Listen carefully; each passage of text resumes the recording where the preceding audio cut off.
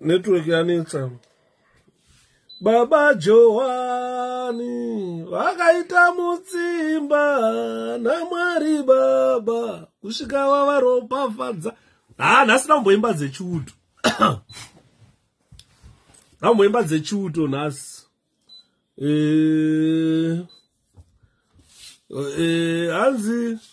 Hanzi tombotanga nepi. Baba Ipe iwokomanda, tamanyata neta, nyokomanda.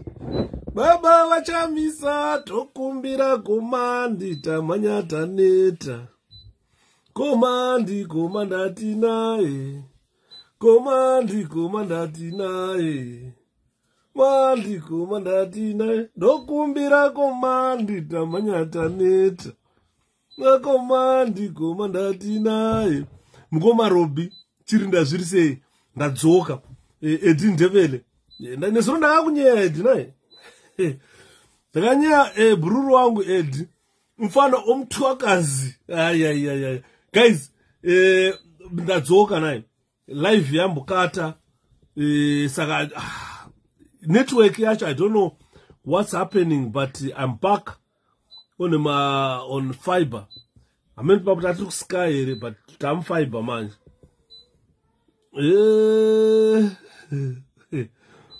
pakaipa guys tadzoka saka ndinoda kubvobvunza kumauto eZimbabwe kuti salary yenyu yakambomira sei this month. masoja edu eZimbabwe ari bhobo here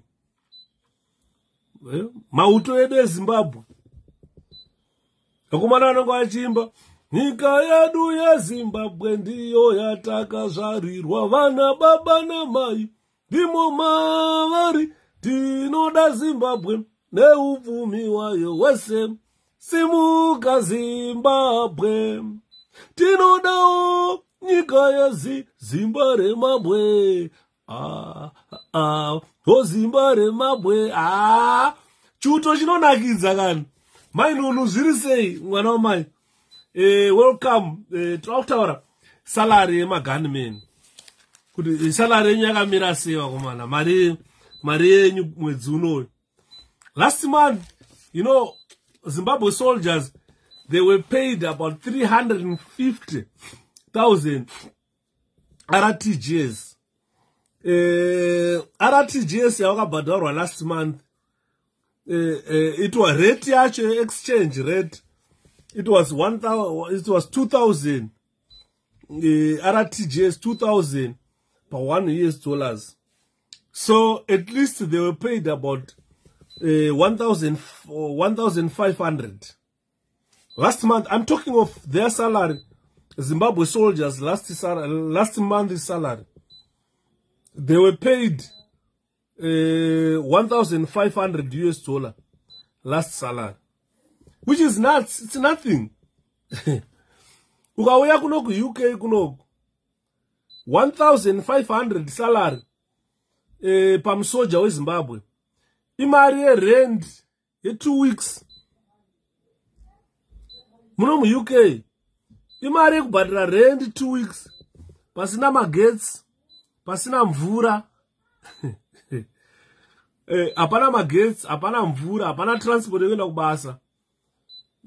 Apana gas, no electricity, no gas, no water. It's just rent. 1,500 US, donor in 2 weeks for rent only. This is the money that was paid to a soldier last month. They got 1,500 US.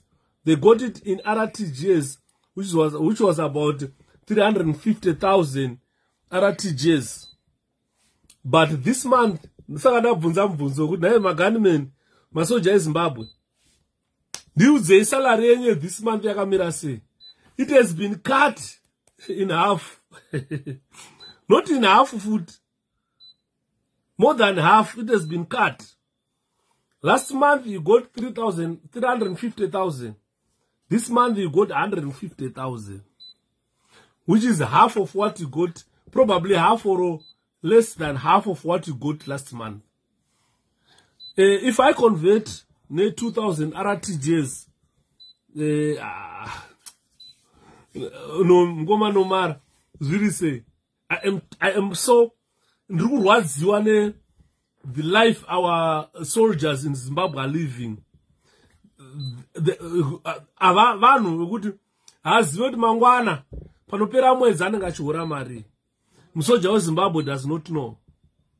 At the end of the month, how much is a soldier gonna be paid? He doesn't know.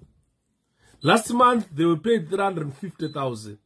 This month they are paid 150,000. If you convert it to 1:2,000 per US dollar, this month they got about 700 US dollars. If you take 700 a month as your salary in US dollars, our army becomes the least paid army. Musadag. 700 US dollars a month. Kumuna ane muri, ane mukadzi, ane vana. Ndo mari yaanotarisirwa kutenga grocery. Ndo mari yaanotarisirwa kurarama nayo. 700 US dollars a month. A soldier. That $700 is meant for the soldier to survive until next month. And that type of government, Zimbabwe government, expect those soldiers not to be corrupt. You know, during our time when we were in the military, I was in the paramilitary. A military is a military. I was in the paramilitary. Most of the duties that soldiers did, we used to do them. But unfortunately, soldiers didn't do our duties. Musoja wamti gada bandit, musoja gada bandit. Azuri mbanda ngada wase. But inini ukanditora kandidaroridza kuti ndakuhondo ni masoja. Ndokosvika ndokopinda information yanonga vari chinzi kavhapo uyo rowa and totoenda kutotonorwa hondo nekudzoka. But during our time when we were in the military, you know, our army was the least corrupted organization in Zimbabwe. Zimbabwe National Army. It was the least corrupted organization in Zimbabwe.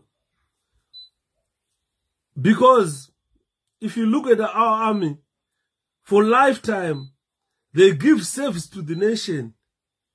But, they don't earn themselves. You give service to a nation, but you don't earn. Our army was the least corrupted organization in our country. But they provide services to the nation. They work 24/7. Salary soldier, imari 24 hours a day for 7 days.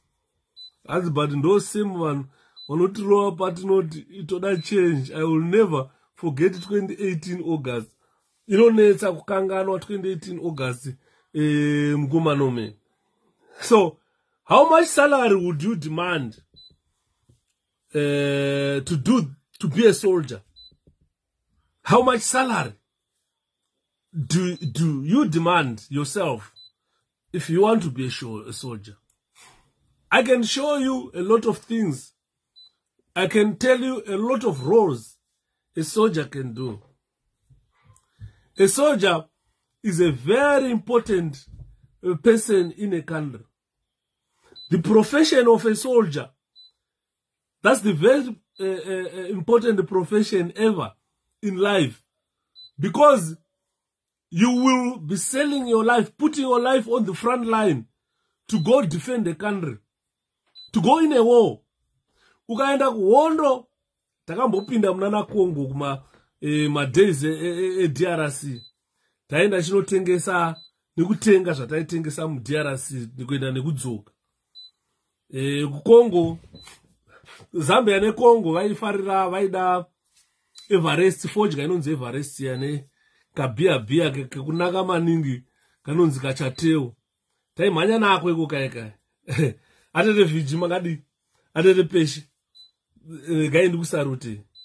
Taimhanya nekadoro kainzi kachateu kaitu makota chateu ne Everest. Iri minted yeko. Waituka ukatengesera mukongolizi akati kwe aide Everest yae. Waituka svika nayo so aya awamboita 2 minutes inenge yatopera vaibvutirana fodya tumachateu bvutirana wotongopuhwa mari yako ini yusa. Kongo yanga yakanaka yanga yasiyana neZambia. Zambia waibhadhara nikwacha uzonoenda kumabhirudi change unotengesa upuwa yusa, but kuCongo taibva tangokeshwa straight there. Zvimwe zvima-US zvatairisiva zvimwe zvaka waiti mari ero umwe waitomuzana anotsvaga mari yakanaka uine mari maniwe andoona. Hondo yaitsva pataipinda muna naDRC taiona zvituna waiti mwakogara ndege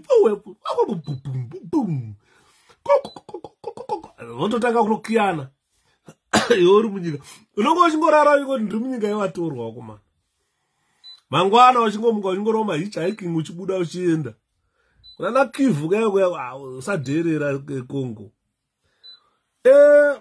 Nyaya yacho ndeyekuti masoja are very important in a country. These are very important people. They are the people who should demand to be paid handsomely. Because once you are a soldier, chinoshanda is your life. Mutumbi wako ndo unoenda kunorwa hondo. Ukatarisa pfuti dzinenge dai pana akamboenda kuDRC pana. Waiona pfuti dzinenge dzakatakurwa nemarebels. Vanenge vane marapike aya dedi. Vanenge vane marapike. Yeah, LMG. Vanenge vane mabelt fed aya. Unoona munhu achida kuremerwa naro so muribhero akatakura irori achinda. Usafuka ada unorova mhuka aka. Ada unorova musoja, ada unorova munhu. Mazande aya. Nema rocket launcher vanenge vakatakura nemabazuka. Ndakati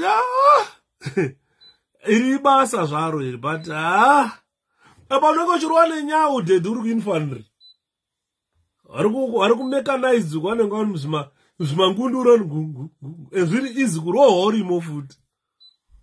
Waiti ukachona charohwa so nemarebels chibvira unonzwa munhu achema ari mukati achema ari mukati anorostika ukangobuda chero nyere musoro. Takazviona zvese zvazvo. But vanhu ivavo manje havasi kubhadharwa.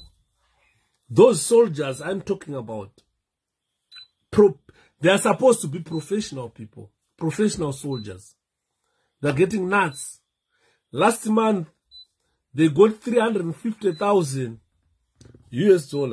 Ndakataura nemwe mupana friend yangu mumsoja akanditi representation hanzi mapresentation atoitaya KG6 vanenge vakaisa pabig screen vachiona vachiteerera. kuPGHQ vanoisa pazibig screen rere maCID vachiteerera nemaCIO hanzi vanoteerera mapresentation aya. Zvikanzi wakataura nyaya yesalary Yuda. That was splendid. And we got an increment.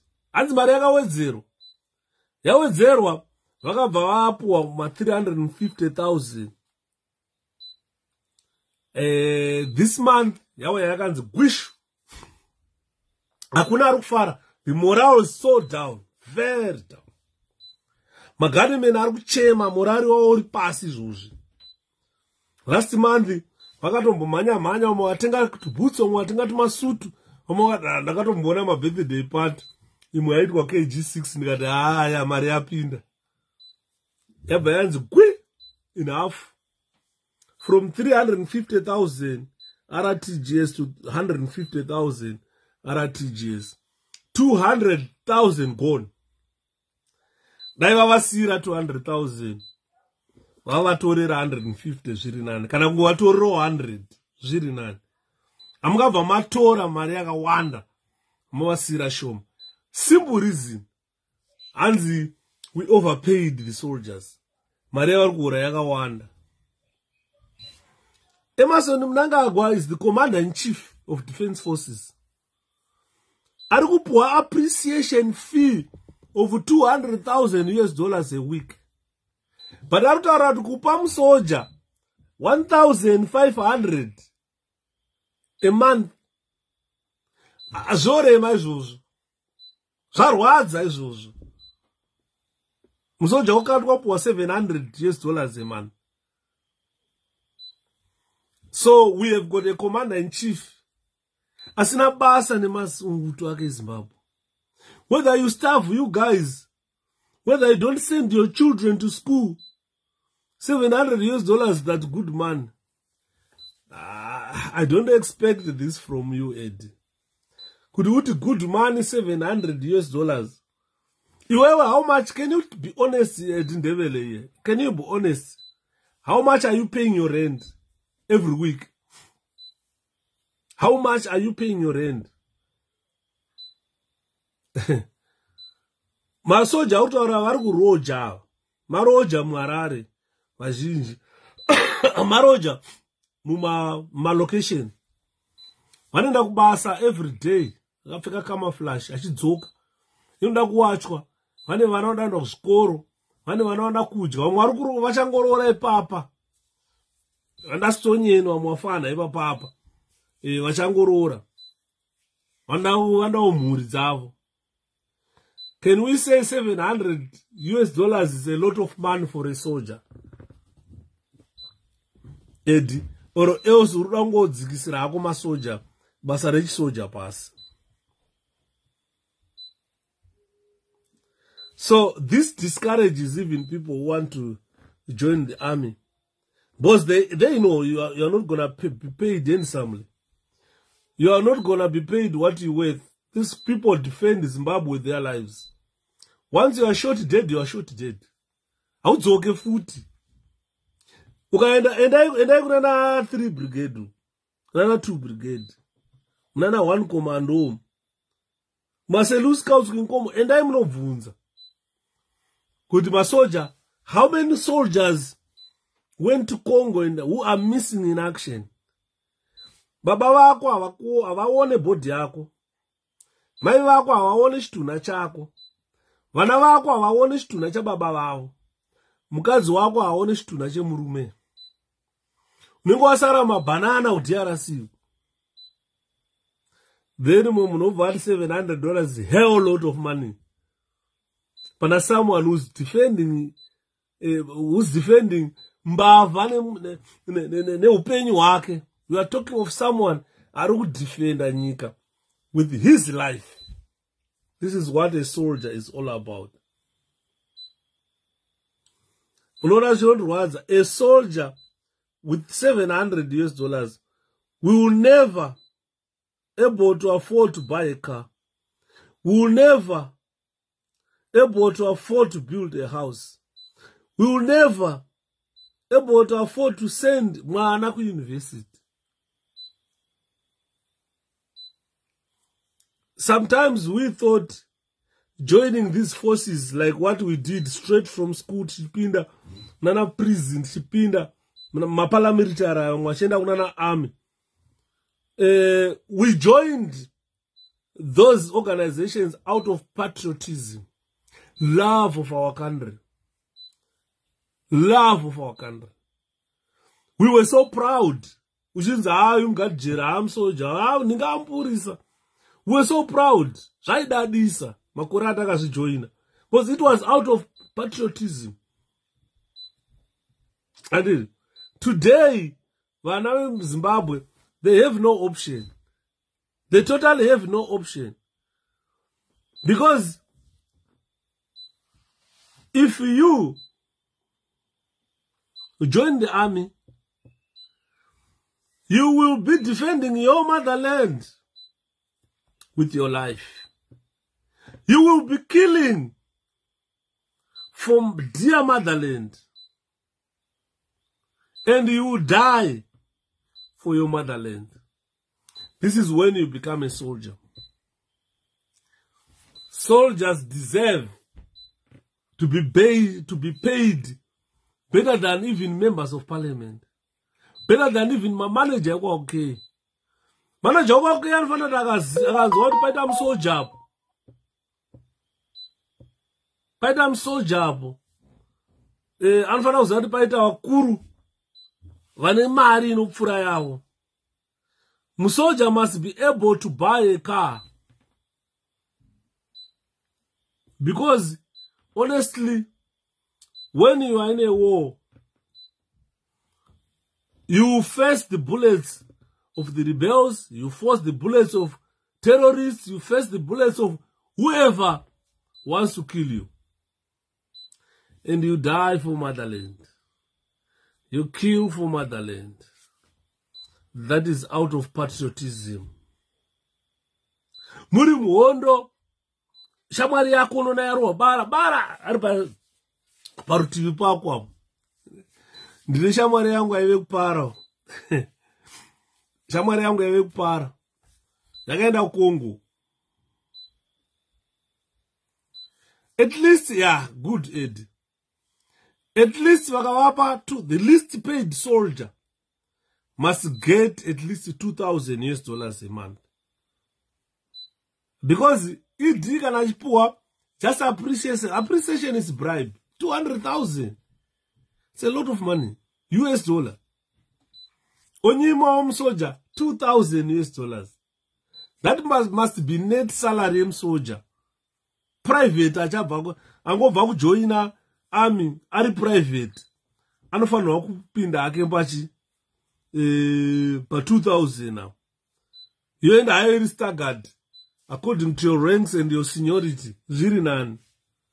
Kwete 700. It's mockery. The commander-in-chief of Zimbabwe does not respect his soldiers. He doesn't have any respect of his soldiers. He doesn't. How can you pay? Ndapobvunzwa nemwe munhu masikati. Zvikanza iwe. Masoja ekuZimbabwe anopuwa pfuti raya. Ndikati indava. Zvikanzi the current situation handifunge kuti pane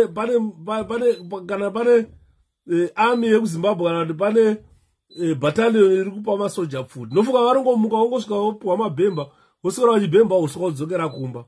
Ndikati sei wadaro? Zvikandanzwa umwe musoja achimba chinhu, ndiri kunzwa kuda kuuraya ngwena. Ndiri kunzwa kuda kuuraya ngwena. Ndiri kunzwa kuda kupfura ngwena. Ndiri kunzwa kuda kupfura ngwena. Ndikati iwe munoraisa vafana zvikati ndiri kutaurira Shapiro. Sasa nemufesi wangu masikati ndiye andiudza nyaya yesalari. Akanditi zvadhakwa Shapiro. Kati hey, zvikanzi masoja anga achinoimba ndiri kunzwa kuda kuuraya ngwena. Ndiri kunzwa kuda kupfura ngwena. Ndiri kunzwa kuda kupfura ngwena. Ndiri kunzwa kuda kupfura ngwena. Hanzi masoja arongoimba ndiri kunzwa kuda kuuraya ngwena. Ameno ikoko. But nyaya yati kutaura iri serious. These people must be serious about the army. Because these people, our soldiers, they go war zone to defend the motherland by their lives. Mbaipa munonzwa kuti kwakaenda masoja 30 kwadzoka 15 varowa. Vanenge vatofa 15 vari kutaura. Vanenge havachadzoki. Vasiya mhuri, vasiya chii, vasiya upenyu. Baba abuda achiri chipori chanjombo kuti aiti kusipita ukaiti kadai kazvitarisa so unenge uchizviona kuti ndaive neshamwari yangu Mandofa anonzi Rafeo Mandofa ndaimuseka achiti jebwe ariko kuJonu. Baba, he was a smart guy. Kana ndakamboona mugajera anga ari smart upenyu hwangu, ndakaona Rafeo Mandofa. Chaanodya anenge ari smart, anodya smart food. Paanorara airara pa smart bed. Mashitsi ake Rafeo anga asikaite 2 days nemashitsi. Ndaive nemashitsi white, anga asikaite 2 days nemashitsi. Aingoti akangorara 2-3 days otowacha. kwamona aina Rafael mashitsake akawaridza mubhedha wake. He was so exemplary. Aida akakuspitira boots, ndakambomute mbondispitira kayangu sha akapopota zvibot ndito mbanditi nini kati hayi wasadaro kauri bhururu wangu yo mbondispitirawo yangu. Iye aipfeka kuma size 87 ina aipfeka size 11 zvikanzi ndokuspitira zisize 11 rako iri pandozoripedza Shapiro. He was a good friend of mine. Nanasi is a good friend of mine. Saka masoja the abyss kutenga mshonga oxblood yaye vachita sei enagate vachiporisha boots kuti vaende mumaparade vanoinspectwa vachita zvese vachienda kuwar zone. Can you go to war zone and expect to be paid $700 US a month? Uri muchakapedza muyama dzichirira baba. Ukaza kagum. Unozari wapotswa. Unazenzwa nyere yapfura nebaba ka. Usara zari gu. Unozari ya. Pana bochinza advance. Famba. Pa war zone apasekweka. Nopaunona vanonzi varume paipa. Svikamborwa 1 2 3 dark 1 2 3 dark adzichirira baba. Apa unenge uchiadvance wese kana mapinda masnipers munenge muri mukilling zone dead. Unenge uchikada kusimudza musoro nzati utoona kuti yatoenda. Bhururu wangu akachema. Bhururu wangu nishamwari yangu yakachema. Aive kupara uko. Tobva vaenda kunostoma bhesi remarebels. Hanzi takafamba zvezvo angari kupara. Vakadeployiwa. Saka vakauya vakatorwa manje vachinostoma bhesi remarebels. Hanzi baba parachute hauivhure yayo kunolenda. Hanzi unoonge dombo. Hanzi bhati yangu inini yakavhurika. Takavhura. Mufesi wangu yake yakavhurika. Hanzi apa wainzwa kuti nyere dzichipfuura vachiridza kurova maparashutisi. Hanzi patakasvika chiti handakaona shamwari yangu avhurwa brain dzabuda idzi. Hanzi ini ndakangoti wata mandarara mandakavhwa neparashute pandakandiri ipapo. Hanzi handina kumuvha because hapana mamuvhira wero. Wainzwa kuti chiparashute chikurohwa nenyero chichirohwa nenyero. Tikandiwa tati mukilling zone chaivo. Takazoitwa rescued neinfantry yakazouya nezvikopokopo zvakazoya zvaibhomba.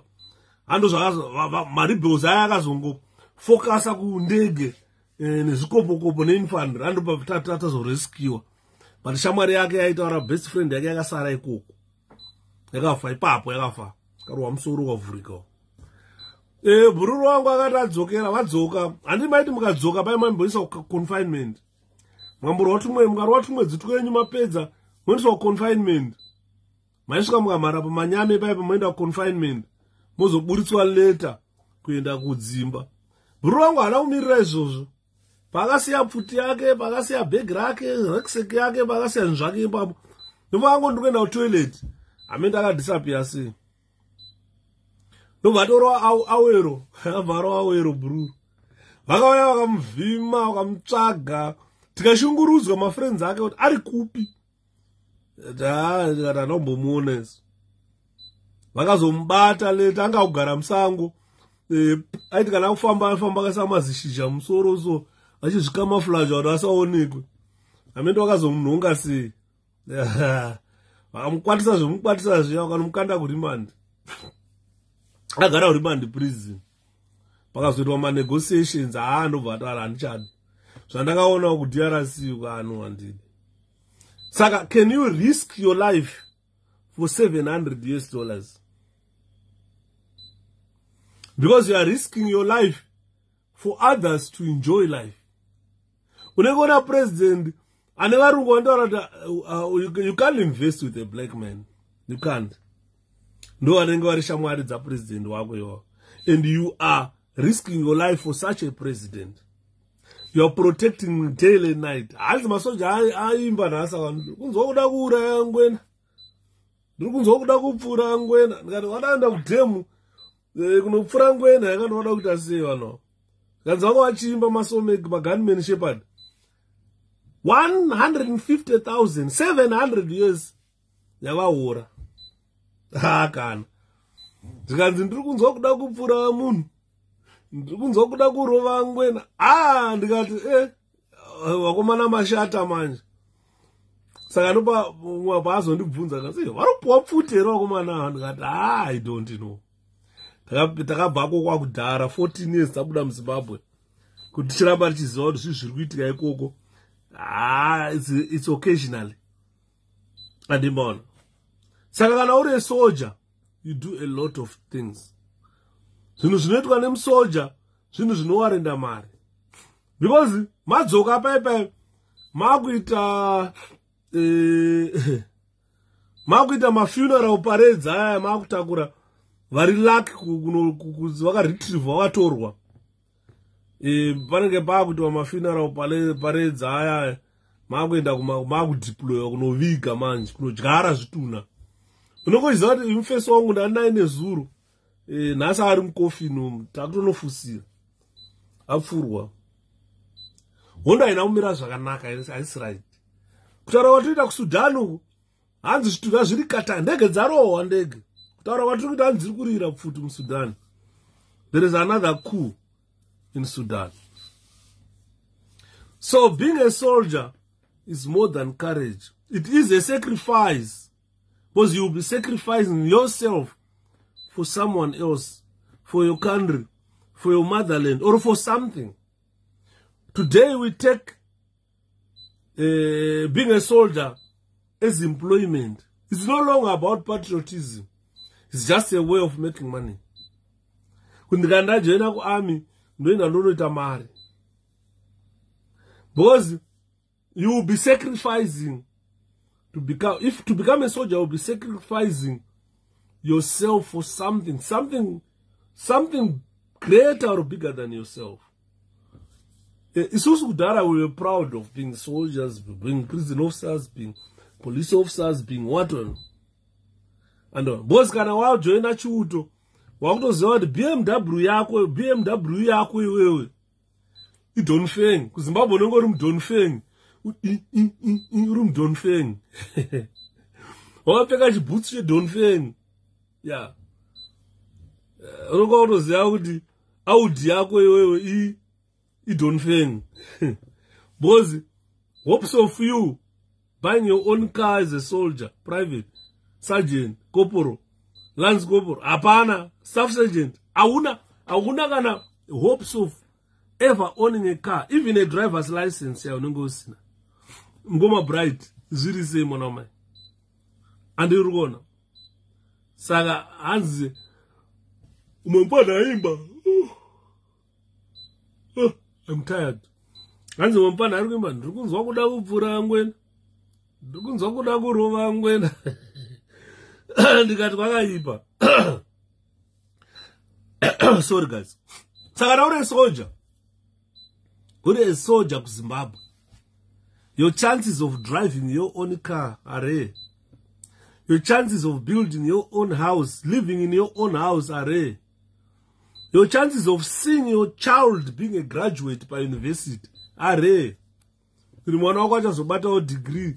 Uzonzi mumuri ekwana ningi. Zvaita varwana zvobonzi kwedu isusu kakanda dombo you hit a graduate. Muri kwazvobwa. They invested a lot in education. Iwewe tine dzimwe mhuri dzekuti havatozivi kuti mumhuri kuti kune chinhu chinonzi graduation, kune chinhu chinonzi degree in life. Mhuri yese, ndikutaura mhuri yese. Tine mhuri dzimwe muZimbabwe dzinza rimwe risati rambotenga kana motikari muupenyu hwaro. Kudrive motikari chaiyo muupenyu. Dzinza rese. Hazvirevo kuti havadi. Hazvirevo kuti havadi kuenda kuchikoro. Baba vanenge vari musoja. Vana hapana kuchikoro. Oriyo girls hai. Anoda kurwa nechibhasi chegirini chachi. Kuseni kuenda nekudzoka. kana apedza ipo apedza O level kana akapasa aribva angokondinya kuita A level angopedza A level akapasa uchamuendesa nei kuuniversity university inenge idaidzira kuti inoda $7,000 a year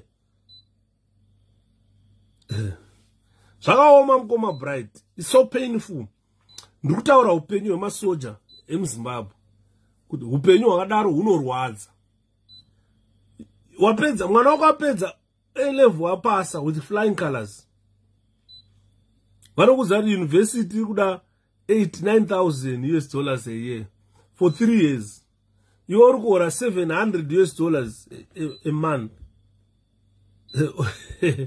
that means ukaichengeta iyoyo inogona kusvika 8,000 pagore but on condition yekuti mbamenya hamusi kudya chikafu hamusi kutenga hembe dzekupfeka hamuteerere rent hamuna any financial obligation you meet kungoenda kubasa nekudzoka nekurara kuenda kubasa nekudzoka nekurara muunganidza mari yokuti ikwane kuti mwana aende kuuniversity apedza degree rake kana agona apasa ouya onohodha madomasi kwachamboko nemapotatoes oenda onotengesa kutauni because hakuna kwaari kuenda kubasa kwacho rega musoja aimba achiti ndiri kunzwa kuda kuuraya ngwena ndiri kunzwa kuda kuuraya ngwena ndiri kunzwa kuda kuuraya hanzi musoja mufana aimba ndikati habhururu musadaro kanzi haanga achiimba mufana live and direct pane vanhu ndiri kunzwa kuda kuuraya ngwena ngandosaka muchinyimwa pfuti mafana munyimwa pfuti kanzi hapana anga achiimba ndiri kunzwa kuda kuuraya ngwena handiti maona saka problem inenge iri apa ndeyekuti kana uri a soldier in Zimbabwe National Army army haiparare I want to assure you Zimbabwe National Army hapana paunonzwa kuti yakaparara inorecruita every year if not every 6 months vanoramba vachirecruita vanyowani imi munopinda muri vafana muchimira muchimhanya ozati unoziva zvinonakidzana zvanaitaura muchirova road run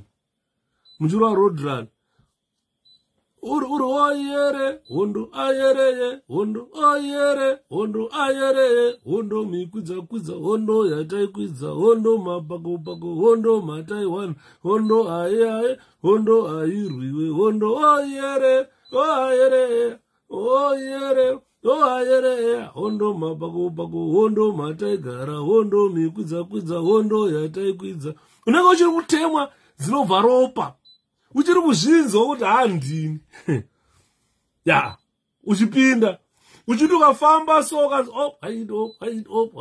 abata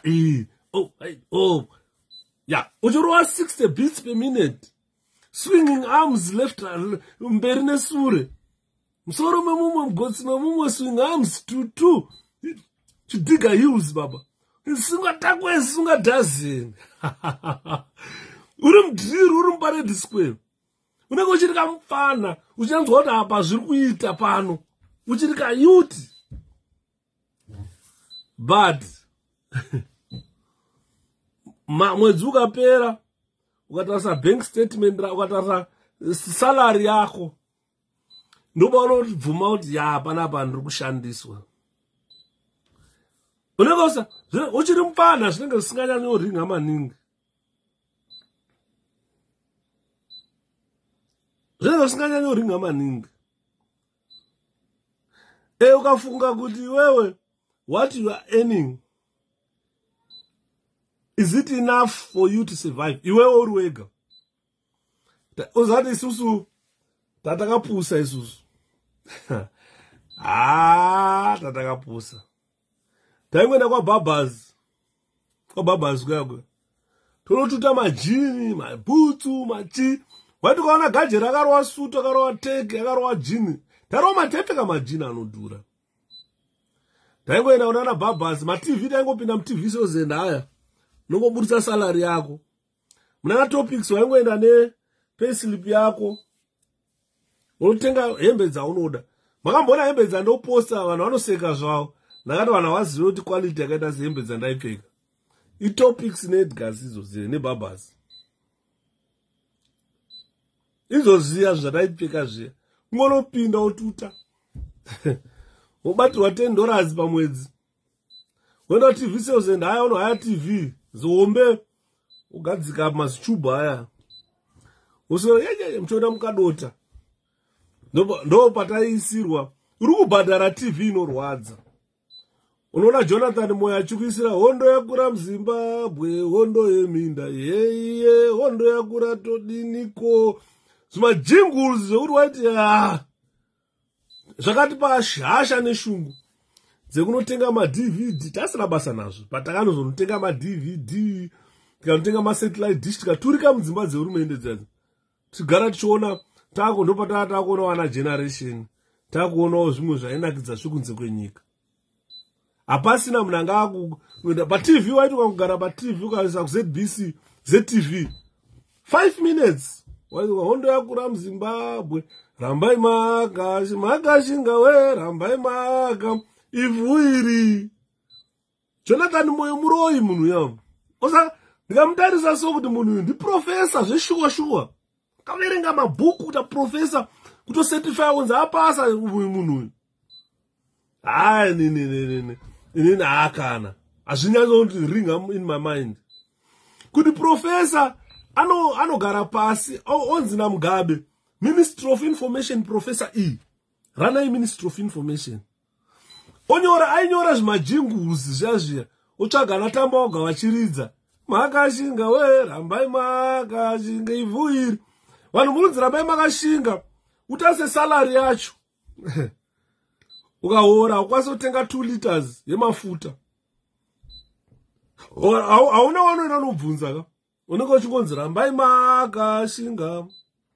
Rambai makashinga. Iwo vachiba gold. Vachiba madiamonds zvichifly zvichienda. Iwo chako kuramba wakashinga. Upenyu hwemauto eZimbabwe unondibata, unondirwadza. Ndorwadziwa zvikuru. Upenyu hwemauto unondirwadza. Ini chondirwadza nchekuti zvandaichi kutaurira izvezvi. Mukaripota kuseni kubasa, hamungosvike muchingonzi Shepherd Youth over 922 chakuti se ukasvika paipo ukapedza se pakatwa roko. Woziya roko kuti munhu wese aripo. Wasipo ototikwa kunzi absent. Otonzi foni aitsvagai munhu kuti ari kupi, haana kuuya kubasa. Mapedza izvozvo hamungapinde mumaofisi kana kuenda kubasa kamusati mamborohwa opwide. Mwanzi cha 10 by the right quick march. Up height about left up right check about left well umbomira unodikitira so chuku unorinzwa ziya ozaZimbabwe inopisa unorinzwa ziya apa wabva kwakachena uchiti nhasi ndakabaya kuchena dedi unenge uchiinspectwa bhutsi ikatariswa so munhu anokutsikira njombo yawabva kuspita kuti apa hapana zvaitwa. Tsano munoda basa here? Chibasa chine mafuta ichi. Ndokukanganisira faira manje so. Apa muna 6 months time vanhu vari kupromote. Haupuwe rengi. Tenda kudosera mai manje haudi kugeza. Unongoinza haudi kugeza. Chimiritari chandiri kutaura ichochi. Andimona. But at the end of everything, unofana kuwanawo salary iri sufficient for leisure. Ukada kutorawo mukadzi wako bichi riri padhuze paBeira. Masoja edu eZimbabwe haakwanisi kuenda kubeach kana kuBeira. You cannot entertain your kids. Hakuna mari yacho yekuenda kuBeira. Andimona. Upenyu hwevana veZimbabwe mauto unondirwadza. Unenge wakapfeka njombo iri kutsika neskin nenyama. Dedi. Ukaenda kukuta masa kwa njombo hakuna. Unoenda gore 2 years usina mbopuwa njombo. But unenge uchenda mupare disco chiro wama about 10 aya. Unoza hiri inobenda so. About 10 yakaipaka. About yakaipa yo yaye. Inohebenda boots kubenda kudai. Because unenge uchitena mtara. Hiri ichisara. inini zvondirwadza ndorwadziwa so because I was part of it.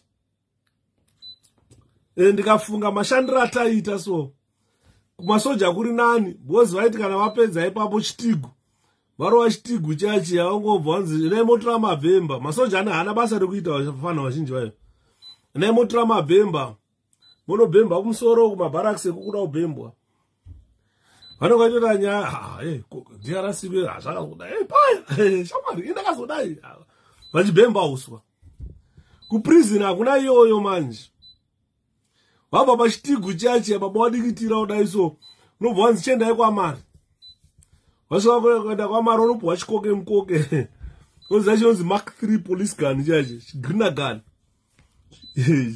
zidanda riariya ndakabvunza umwe munhu achiti chorira here icho ndikati endako ndimbokuzama uone kuti chorira icho hachinjeme chimark 3 chiya chi12 ball chiya chinopinda zibara 1 zomberi yare onda chekuvhuna kuti kame wochipfekera soti kame woema soti bhovo icho chiya unenge nenyere dzako nevasungwa vako apa unenge uchibva kuchigroup female kuchigroup farm uri kunoshandira kudheri ubva kuchigroup farm uri kunoshandira kumunda uri kusupport unit unoziva munda wekusupport unit ya munofamba mugofamba baba mune genga re200 mabhanditi masvika paipa masvika waneta kuti churu unopanoona kuti handakajoina wrong job ukabvunza so but ndine 5 O levels kai including maths and English munhu ari kushanda kwake ari muoffice manager ane maths and English saka ndakaenda kuchikoro kunota maths and English dzekuya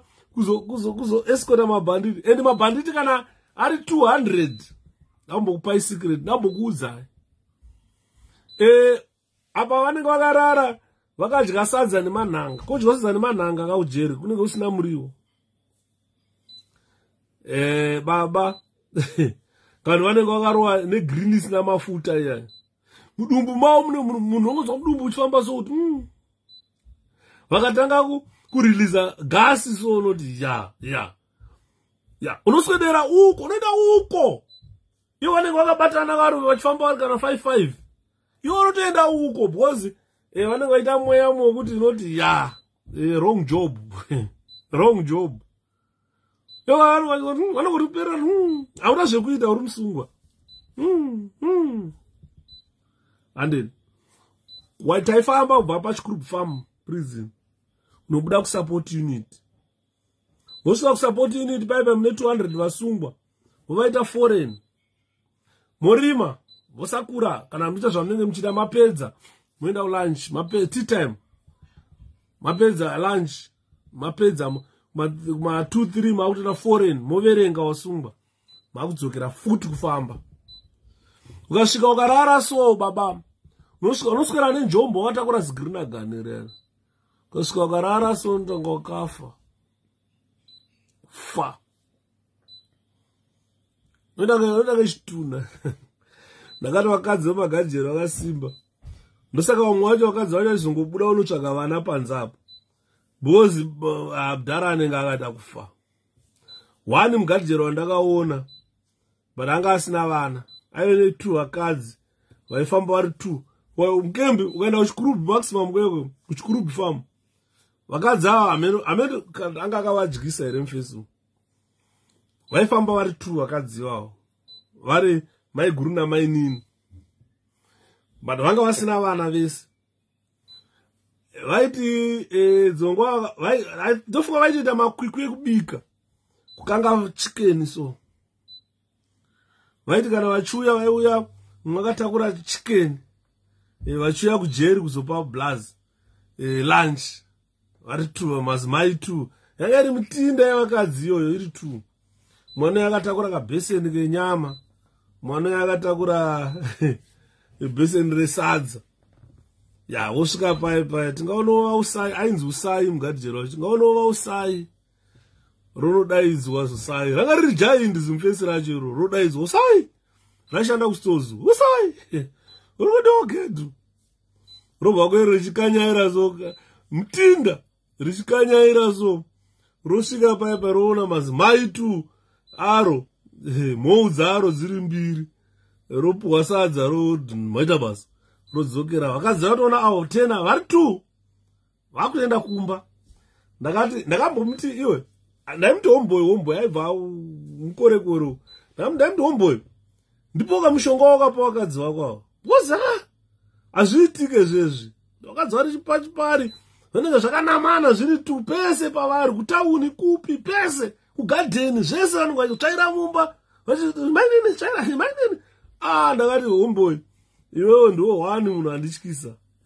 Mafaita atiri kuona mukemba vachirumwa namiromo mazama achirumwa vachirovana vakadzi unzi murumongo ndaine mufesi wangu ainzi Ndebele amene ndibhururu waedere ainzi Ndebele anga ne 2 futi but uyo anga ane vana mukuru anga ari giant kuzi akadika amene akakanhonga kupi kumabvuku saka aiti Ndebele aishanda kukandinu saka aiti akangosiya akiya kandini dzimwe nguva ombobuda omboenda. Ndakazoona vakadzi vacho vachimhanya ndaibva kutaona nauziva kuti chii chiri kuitika. Ndiri muganga nemusapoti ndakuda kutopedza kunosvika mukembe. Ndakaona vakadzi vamwe ari kusunga Zambia. Mumwe ari mberi vari kumhanya vari 2 vakadzi vavo. Saka ndakamira ndikati ko vakadzi vavo vari kuenda kupi. Vachimhanya vari 2. Saka I was so interested. Ndakava so curious to know why vakadzi vaNdebele vari kumhanya. Saka ndakamira. Ndobva ndatanga kudzoka ndichiteera chida kuona kuti chii chiri kuitika. Andauziva kuti Ndebele manje anga ane kamwe kabhebhi futi kechi3 kaanga akabatana nako kuminda. Did you say Ndebele? Ainzi Ndebele mufesi wangu iye ainzi Ndebele. Ndakanga na first name yake kuti ainzani. Ainzi Ndebele. I forgot it. Anga ari mupfupi so ndakanga na first name yake kuti ainzani. Mama ya ndakaona vachisvika vachipinda pane chimwe chisango so kamendo kana vakanga vaudzwa nane magadhi anotengesawo mana kumeula amendo vanga vaudzwa nani kuti blazi wenyu ane bhebhi raanaro pachimuti chiri apo endai munoona atakangozva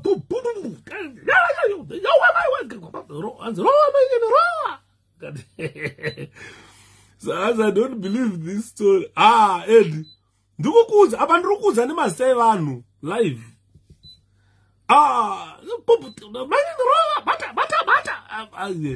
Blazi ambozama kubata paipa. Saka ndakabva ndasiya zvona ndakabata ibva kutaura ndobva ndapinda pachisango paipa ndati ndaona kamukadzi kai kari kubvarurwa hembe mazamo ese apanzaya. Ndikati kwakanaka here ndikati yutabata shamwari. Ndobva ndabata giant mukadzi wake mukuru giant. Ndobva ndabata giant iye ndobva abata kadiki kai kamainini kacho. Nai mai ndikati kwakanaka here. I said, but you're a joke. I said, joke, and are a true story. These are true stories. Ndikati kwakanaka here zvakanzi isusu kumba kuti kufana nzara andidi mari anohora haikwani kuti chengeta tiri tukumba akutsvaga mochi 3 futi akana zvite akanga kakabvarurwa Zambia kakubrowse kangotenderera ndobva ndakati iwe chienda kumba iwewe siyana nemurume wevanhu unourayiwa nevakadzi vemagadha. Ngati laki kuti dai kamba yazviziva ndangokona muchimhanya dai kamba yazviziva ngadai mamai ese mukamba akoromoka auya waipafa panapa chibva pano ndobva katanga kufamba kachidzika kakananga kumandara kamukadzi kakabata browse ranga rabvaruka indobva ndaramba ndakabata giant bozi asati ndikasiya giant Ndebele aizopinda busy futi ndobva ndasvika bva ndanhonga ndakabata one hand ngati muchibata yapa ndobva vabata part of my things. Ndebele ari kunyengerera kamukacho bva ndakufamba nawo ndakuvataura ngati ndo zvinongoita varume vese ndo zvavanoita. Musaite hasha mugara kumba mutaurirana zvakanaka. Apa mukembi macho airoja nemufesi wangu futi ainzi Mutera Milton airoja vaishare imba naMilton. Saka ndakamuti munogara sei bosi pamba yacho vaishare naMilton ainzi Milton Mutera mufesi wangu. Ndakatrina tese. Come in. Yes, let's speak out. What's that? Speak out. That's my new phone. It's off, by the way, by so much wrong. Oh. Off foot, I know battery. And now we charge. Makura. But it's got a very good camera. Really? I'm Motorola. No phone yangu No, I'm buying a new one next month. So you give me this one? Depends. For my life. Speaker yako area. You got tenga new one undipai. Yeah, angel. Tochengetera angel. Ah. Yeah. Ine zuru ndakatoendesa imwe ku Zimbabwe.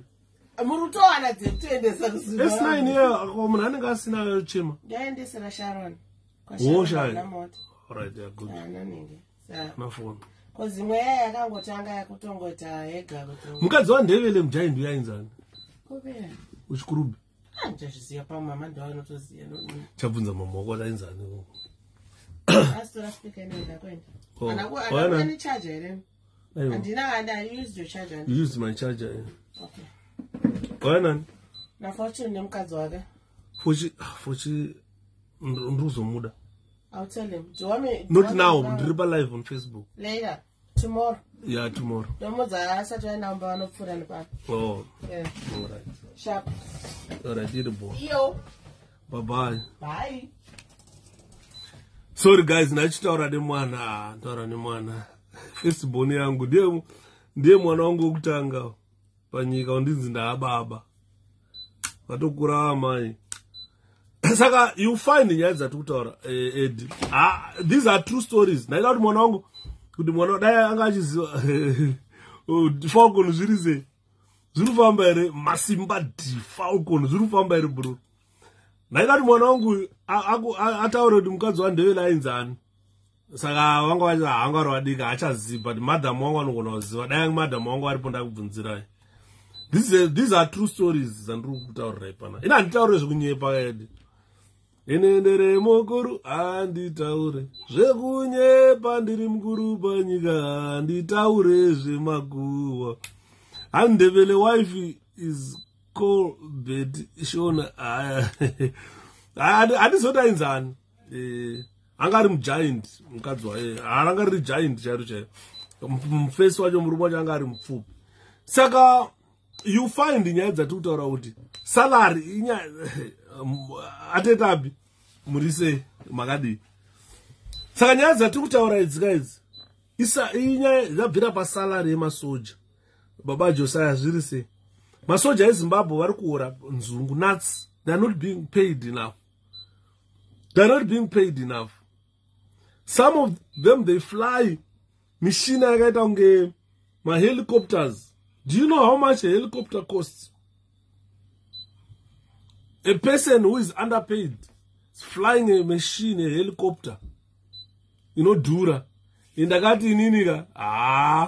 Dana ndiri pilot ini ndaibva ndaimba sekuimba waita mufana amuya musoja angachimba nhasi kuti anzi ndiri kunzwa kuda kupfura ngwena. Ndiri kunzwa kuda kupfura ngwena. Salary yarwadza. Ndiri kunzwa kuda kupfura ngwena. Ndiri kunzwa kuda kupfura ngwena. Hanzi hakuna mufaro. Morale is so down.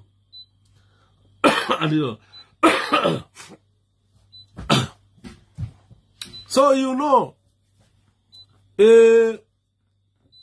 Bana ED Mnangagwa is commander-in-chief of the defense forces. Nana Valerio Swanda is commander of the army. They must know that soldiers live so that they can dream. Soldiers die so that they can live.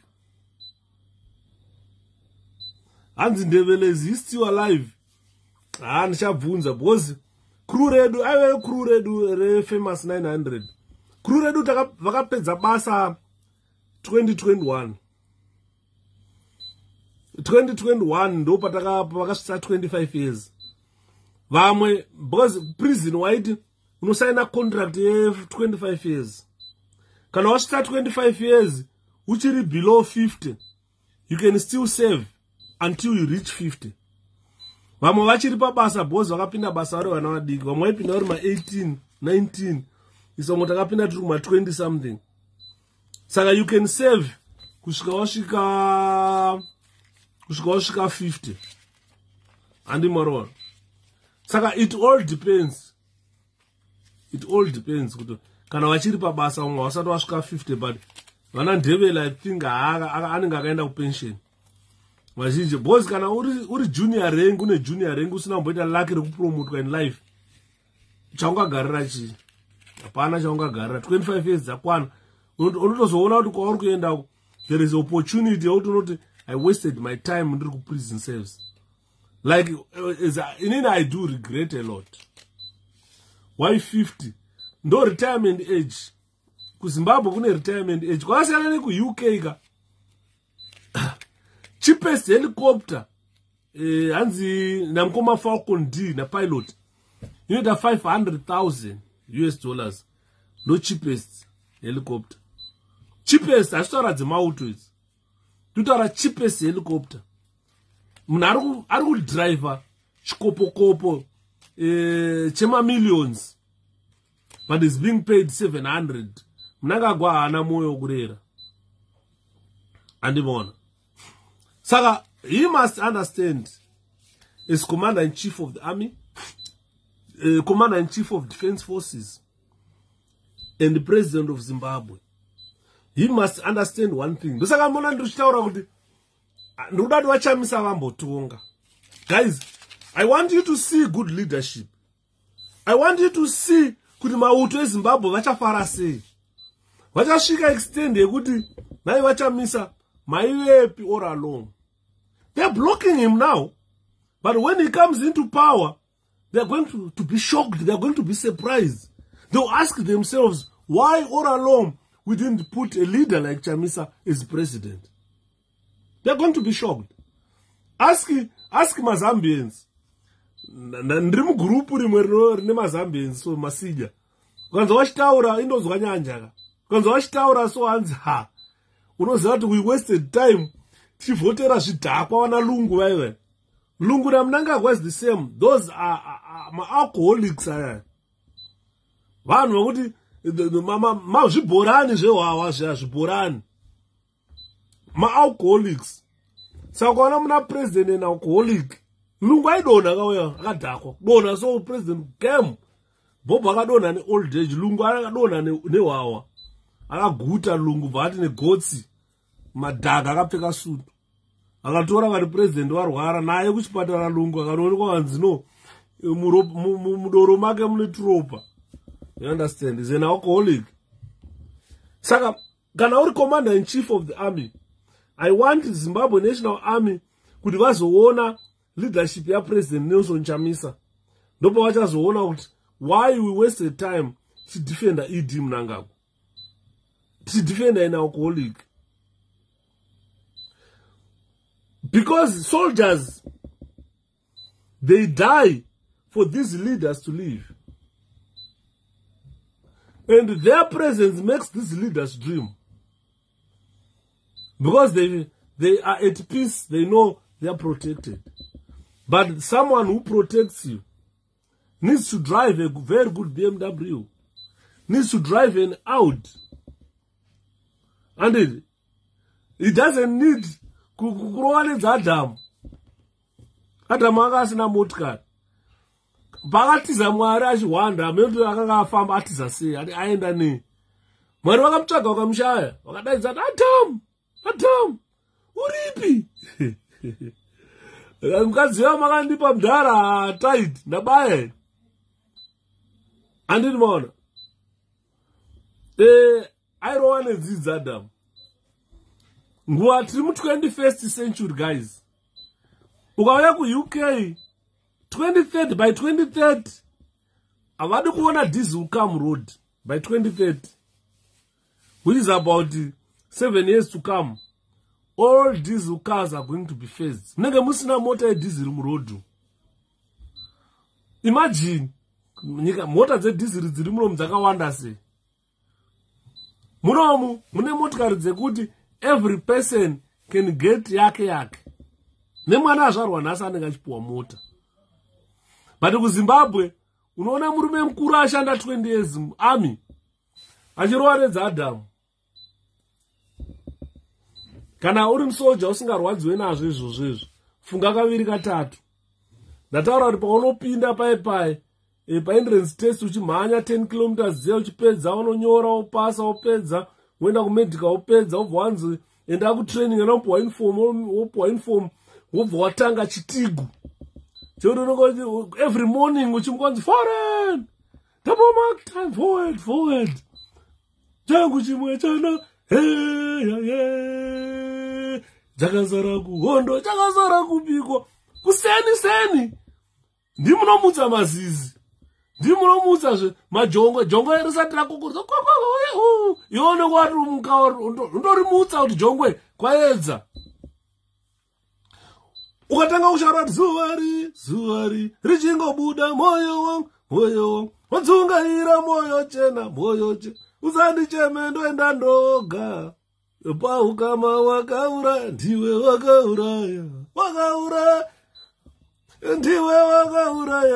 wakauraya hazvina mhosva paukama ya rodi inenge unokuzwa dzombo ziri wa kuseni zvinombotanga zviranga kunakidza kana nyama dzopisa zvaakurwadza baba vonga wakutanga kunzwa kuti hapanapa zvaakurwadza zuvari richingobuda moyo wangu wadzungaira moyo chena usandicheme ndoenda ndoga paukama ndichiruziva madays eDRC eCongo ayani eCongo ndaiti ndikarova rodran nemakuruta angu ndainosangana nemasoja vaibva parenji vafana vaive vachimba obvonza ri ngatijoine ini ndaibva ndaseka kuti hatijoine mimi murikuenda uchitiguka ukisa hatijoine mimi isi tikutrena kuti maofficers maprison officers hasi kutrena masoja hatikutrena vanogara mubushi ivo vanogara mubushi mupana enzamukajirani rafurikati ivo rinogara mubushi ndikutrena munhu ari kuenda kuofisi ndikutrena munhu ari kuenda kunochengeta musungwa uchikuru maximum achiporishwa bhutsu achinzi bwana mambo muri sei ivo imbori hana mai hanzi hapana hanzi kainzi chikoka muka vaishaura vafana veoxen vaiti hanzi mazvipira here hanzi mazvipira here kuzve kuti tiende kuCongo mabuzman shera mabuzu ukanza vakatanga kuti shera mabuzman shera vana baba mazvipira here zvekuti tiende kuCongo vana mai mazvipira here vaichema vafana vemusodzi kuti aizota next week tikangopedza zvatiri kuita apa chatochaya tatove mudhakota taakutorova pasi zvekuti tiende kuCongo shera mabuzman shera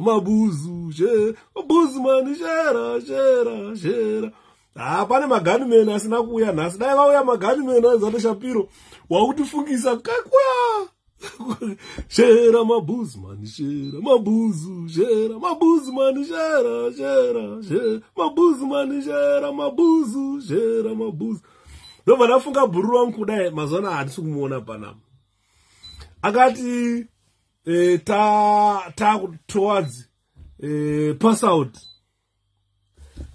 towards pass out kudai aioneka mukasonga aifarira manje akake kuimba kuti hanzi makandi ndonga ndiri chigubhu chizere nemasesa nai baba musadika iko zvino ndave chigubhu chizere nemukaka aita kakaimba soka apa ndenge ndabva kuclassification yangu yeaka ndarova pfuti zvokuti vanhu vaibva vasipakwa kuti hairi gandanga akabva atanga kuimba mudhara shoko aibva anitarisa bva kuti ndiwe kamufana wachigubhu chine mukaka hamaroera kuda kupfuta I'm so proud of you makandi ndonga ndere chigubhu chizere nemasese zvese izvozvo zvatiri kutaura panapa hatisi kuda kunakidza vanhu tinoda kutaura kuti zvinodhizefa salari yakanaka masoja eZimbabwe ndo zvavanongoita zvandiri kutaura vachipinda marenji vachirova maroad run vachikwira makomo vachiita maobstacle crossings vachiita chii vachiswa maformations vachiita mubattle vachiita mamock battles vachiita chii zvinhu zvinorwadza vamwe vanorumwa nenyoka musango vamwe vari kungofira unongofa kudonha nekungoneta kumhanya so tairwa imwe midnight run so imwe yaindirwadza so pane imwe yatairwa 12 o'clock chingopedza chiende kukosa chabva foreign ai sadza risati ragara pasi foreign ya fatigue nokokora fatigue vese okara chinjombo mhanya nenjombo 16 kilometers uchienda kwakuchura mine nekudzoka uzandaibva ndanyasa pane pamwe kuti ndakamboti I don't think this is what I should be doing. Andiona izvozvo zvinodawo remuneration iri nani uri musoja upuwawo salary iri nani yekuti kana kupera kwemwedzi uchifamba mutown, be proud that I'm a soldier. Kudhara taive proud of our Jew. Taitofarira kupfeka uniform kupinda mutown nekuti unoziva kuti vanhu vakona vanokurespecta nokuti mari yaitenga. Kwete zvinezvi kuti vanhu vana commander in chief anoti this month anokupai 350,000 which is about 1,700 US. Next month ota takakupai mari yakawandisa ubva ati gwishu. It's inconsiderate. It's inconsiderate. Considering the duties that the army plays, the roles of a soldier. Vanhu vanofanira kuora mari. Ndosaka ndiri kutaura kuti imi imbochinjai mumboona mazambians uku vari kufara. Nyika yeZambia yadirwa uchine mukaka. Vari kufara. Makambonzi lekariba yaya yapera mvura ndo zviri kukonzera load shedding. Zambia hakusina load shedding. Lekariba iri kuitushuka. Vakutora kurovhura mafloodgates. Lekariba yaya. But still Zimbabwe vane 20 hours load shedding. Hanzi manyepo ane short legs naye. Saka ndikatarisa vaMnangagwa zvinhu zvavanokoshesa kutenga ma 4x4 ekupa ma youth militia yekuenda kunorova vanhu kumaruzeva, kuti vatenge ma 4x4 ekuziva kuti tine 60,000 masoja, let's buy 60,000 ma 4x4 toti musoja wega yake wopota uchibhadhara paunopedzawo service yako unenge uchibhadhara kuchipedza kuibhadhara zvavanongoita kuMP. Every MP vanotengerwa motikari dzavanobhadhara panopera 5 years anenge apedza kubhadhara motikari iyoyo. Hanzi nyika yapera mukoma todi pakaipa hemishi pakuda zuva riye richingobuda moyo wangu watsungaira moyo chena ndozvangodiwa cheta. Mukoma Colin zviri sei ashapira umhoro ama kunonaka kupinda pamhepo naye apa kwakaipa toenda kutapirirwa mwana wamai tonzwa manyukunyuku kudenga ndekudenga ere kudenga chimilitary chinonakidza but ngachinakidza uchipuwawo mari inokwana kutenga. Ndatini vaMnangagwa kana vachikwanisa kupa machief motokari vanikwanisa kutenga motikari hobhopa ZANU-PF dzavanofamba vachidimbura vanhu musoro vachiruva chembere kumaruzevha. Why can't they buy those cars 60,000 4x4s? Mari yacho iripo mari yacho iripo. Ukanzwa gold mafia mafigures aitaurwa egold aya 60,000 masoja times ma 4x4 60,000 times about 60 or 50,000 one 4x4 because vakantenga dzakawanda vanobvisirwa discount maybe vanotenga half price dzese. Mopa musoja wega yake yaanobhadharawo in 5 years. Musoja amboyawo kubasa nemotikari yake. Hanzi mukomaida muri sei nhasi ndanonoka kupinda pamhepo but now connected no problem. Katsimbe no problem. Ndati nini vaMnangagwa mari dziri kurohwa nemagold mafias. Why can't you buy 60,000 ma 4x4 marenji ayaya mopawo musoja wega yake yaanobhadhara in 5 years. Hanzi makurutu murambe makashika ex-Ghana pakaipa ndo pakaipa mwana wamai. Hanzi kurutu hanzi ramba wakadzvanya ipapo handiti maona vanoda kutonga nyika kusvika yagwadama. They are heartless, very heartless chair, very heartless. Ndatini ngavatengewo 60,000 motikari vanotenga 210 marenji member of parliament wega anopuwa yake. Oh, yako. Paunopedza temu yako ndipo unopedza kubhadhara. Inini msoja ndine 20 year yandakasaina contract negovernment. Andipiwe yangu why? Sei ndisingapiwe mota. Bozi ndinofanirwa kuenda ka. Kumusha kwangu kana ndakumuka andifanirwa kuenda pa pressure. Ndibva kubasa ndiri gunman. Nenda pa pressure yebhazi kuenda kumusha. Ndinoburuka kumusha ndofamba 2 kilometers netsoka ndakatakura grocery. Kana kudaidza madhongi kuti yaine madhongi muta indabva kuHarare ndabva kutown. Ndiri musoja wenyika yeZimbabwe. Ine gold. Rikurohwa nemagold mafia. Every month, every week. Billions are kubuda.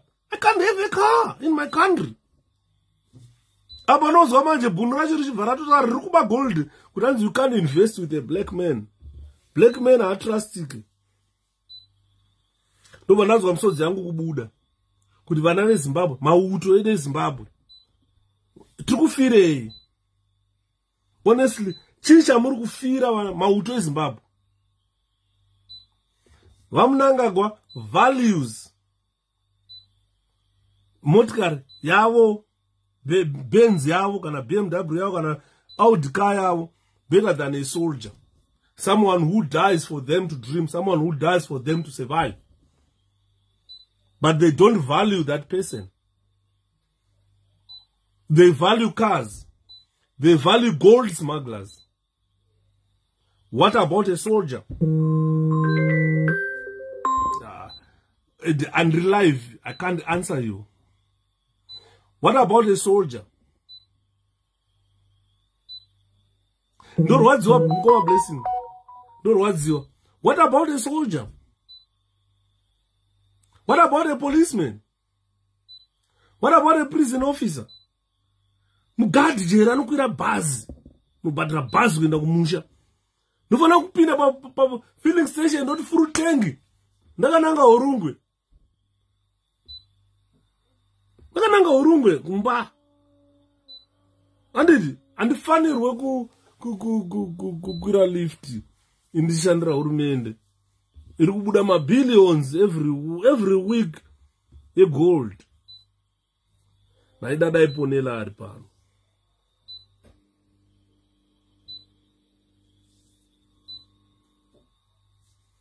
Naida ponela ari pano. Kuti ponela. Vanamba vaba goridhe renyika. They show off. Vachibuda vane maLamborghini. Vachibuda vane madzakwama. Vakarara pamusoro pe $5 million. Musoja akaoma miromo asina kana mari yekukokora. They show off with their loot. Avavanze corruption in Zimbabwe because iri kunzi na president wenyika itai corruption. They are given this go ahead kuita corruption. Saka avachavanzi corruption. Yapa chena yabuda pachena kwavanhu. Vanenge vakarara pamusoro pepa 5 million. Vakanyora kuti Scott akawaridza goridhe panapo. Renyika. Renyika baba. Renga rakawaridzwa na Scott akarara pamusoro pe $5 million cash. Iwe. Musoja usina chaunacho. Muyouth brigade unozwa chiti fair, idi fair. Auna kana sendi muomwe. Uri kunzira kasha, uri kutotumwa hanze dai munotamba navo ikoko. Isusu madhara hatichazvigoni. Wotoswera uri painternet uchinyora uchituka. Chamisa dhodho, chamisa zoda. Iwa hauna kana chaunacho, wakamirira kupuwa $10 a week. Nemunhu ari kusmagula 17.5 billion a year. Yopo wakamarike koko. Ibhotoro 100 Coca-Cola, £10. $10. Ibhotoro 100 Coca-Cola. Murakashuka mutitenga pliers yakadai pinjisi. Haikwanisi, you can't afford to buy this. This costs £8. This one costs £8. Yarupwa $10 a week. Ukamutitenga andati akambotuka atuka mkoma blessing. Blessing iwewe. Idife. Chakuti. Ubvanzi takuona wanyora $10 akanotenga maswiti. Upenyu hwako hwatovharika. Tiri kutaura kuti voterai vachamisa. Andidi. Ugarewo pasi unyore CV. Utumire companies, investors, they are planned, they are just waiting for opportunity to move in a conducive environment in Zimbabwe. Vakauya factory chivakwa apa inonzi 3 months time factory ninga pera pane pakutobikwa matai apa. Kandai CV toda kutraina vanobika matai. Vanhu ezvezvo Bombera ese zanu inonga chiro idipfe. Haatozivi kuti CV inonyorwa sei. Kubva azvarwa kusvika asvika paari nhasi asati ambotumira CV kutsvaga basa. Uri kunzi tokupa purazi inoda fama. Nyika yepera namafamers, mudhara tsvangirai akataura kuti Mugabe. Nyika ingapere kuita masubsistence farmers. Nyika inoda commercial farming. Zimbabwe is an agrarian based economy. Why can't you let commercial farms write a basa? Tax them. Get the money to the government. Akati hadi anda kuti munhu wese aite murimi. Yenozvi munhu wese murimi. Chauri kuwana chine kurima hapana. Uri kuwanei? Ukarima fodya ukaendesa kutembia, mari yacho unozoiona ameno 2 years time wazopuwa mari. Ko ucharima nei? You are now being manipulated. Because kana uda kurima vari kukuigira mbeu. Wobva wati votera isusu ndisi. Vakanganwa zvoti makabata cotton yangu, makabata fodya yangu. Mari yangu ndiri munayo. Makuya netumbeu netifertilizer kuti tivotere. Saka ngati zvisunungurei. Chamisa aripo. Triple C iripo. Ndoda kuti muone kuti you regret you guys. Kudai takaziva Chamisa akaita president 2000 chaiyo. Ngadai so nyika yedu yapa ya Dubai. Andini maona. Because ukada kutarisa the show off yavanoita vana passion Java. Show off yatinoona vana Hubert Angel vachiita yegoridhe redu ravari kuba. They are just there to impress themselves. They don't care about you. ED Mnangagwa doesn't care about the soldiers. Ndo rwadziwo kana chitaura nyaya yemauto. Because njombo ndoiziva kurwadza kwainoita. Unopuwa 3-star njombo isati yambotsika pasi, isati yambonzwa mushonga. Renge riri rode were mombe. Wonotenga oxblood nugget. Kana kiwi. Wosvika wamboipisa so uchipisa pamoto so. Kusvika yanzwa mushonga njombo. Kaipfeka senombonokwatuka wese wotenga opera. Yodzoka woirova futa. Kazoona ganda reravhuma kuti ranzwa mushonga manje raakuglita. Panenge pashandwa baba. Someone is calling. I'm using that same phone. I can't answer it. And I'll call you when I finish. I didn't want. Ukataura nawo vachita show off yema BMW. Vachifamba vachitsika vanhu muHarare. Vanhu vari kurohwa ne passion Java anofamba ne convoy yemota. Ya maBM maRanger vano akandi kuhaya akandi kutenga meno. Famba vachitsika vachiuraya vanhu. Munana chitungiza dzinenge chiflyer motika dzakare vanhu vakufa. Asungototiza oenda zvatopera. Ukavataura navo kuti nai mauto ari kuita kuti muenjoy that life, how much are you paying them? Munonzwa vaita kuti a soldier anodrive a BMW anoidi. Musoldier anodrive Audi anoidi. Musoldier does not deserve a car. Those are majestic cars for people with money, for gold mafias. Saka, to them, a soldier is immaterial. A soldier is nothing. They don't care about public life. They don't care about the rest of us. The reason being,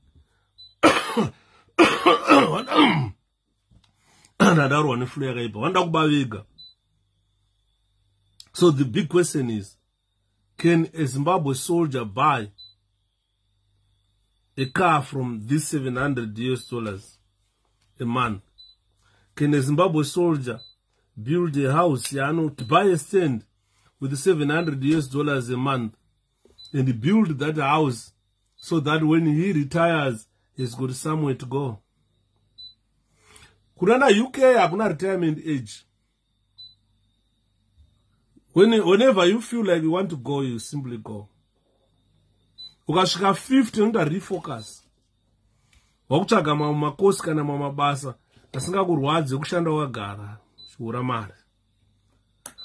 Madhara mazhinji ezvino zvanenge vari mumasecurity. Masecurity ekuno kana unozati ndaiseka ndakaitiswa ndichitanga kupinda munyika ino ndaida kuenda kusecurity kushanda musecurity.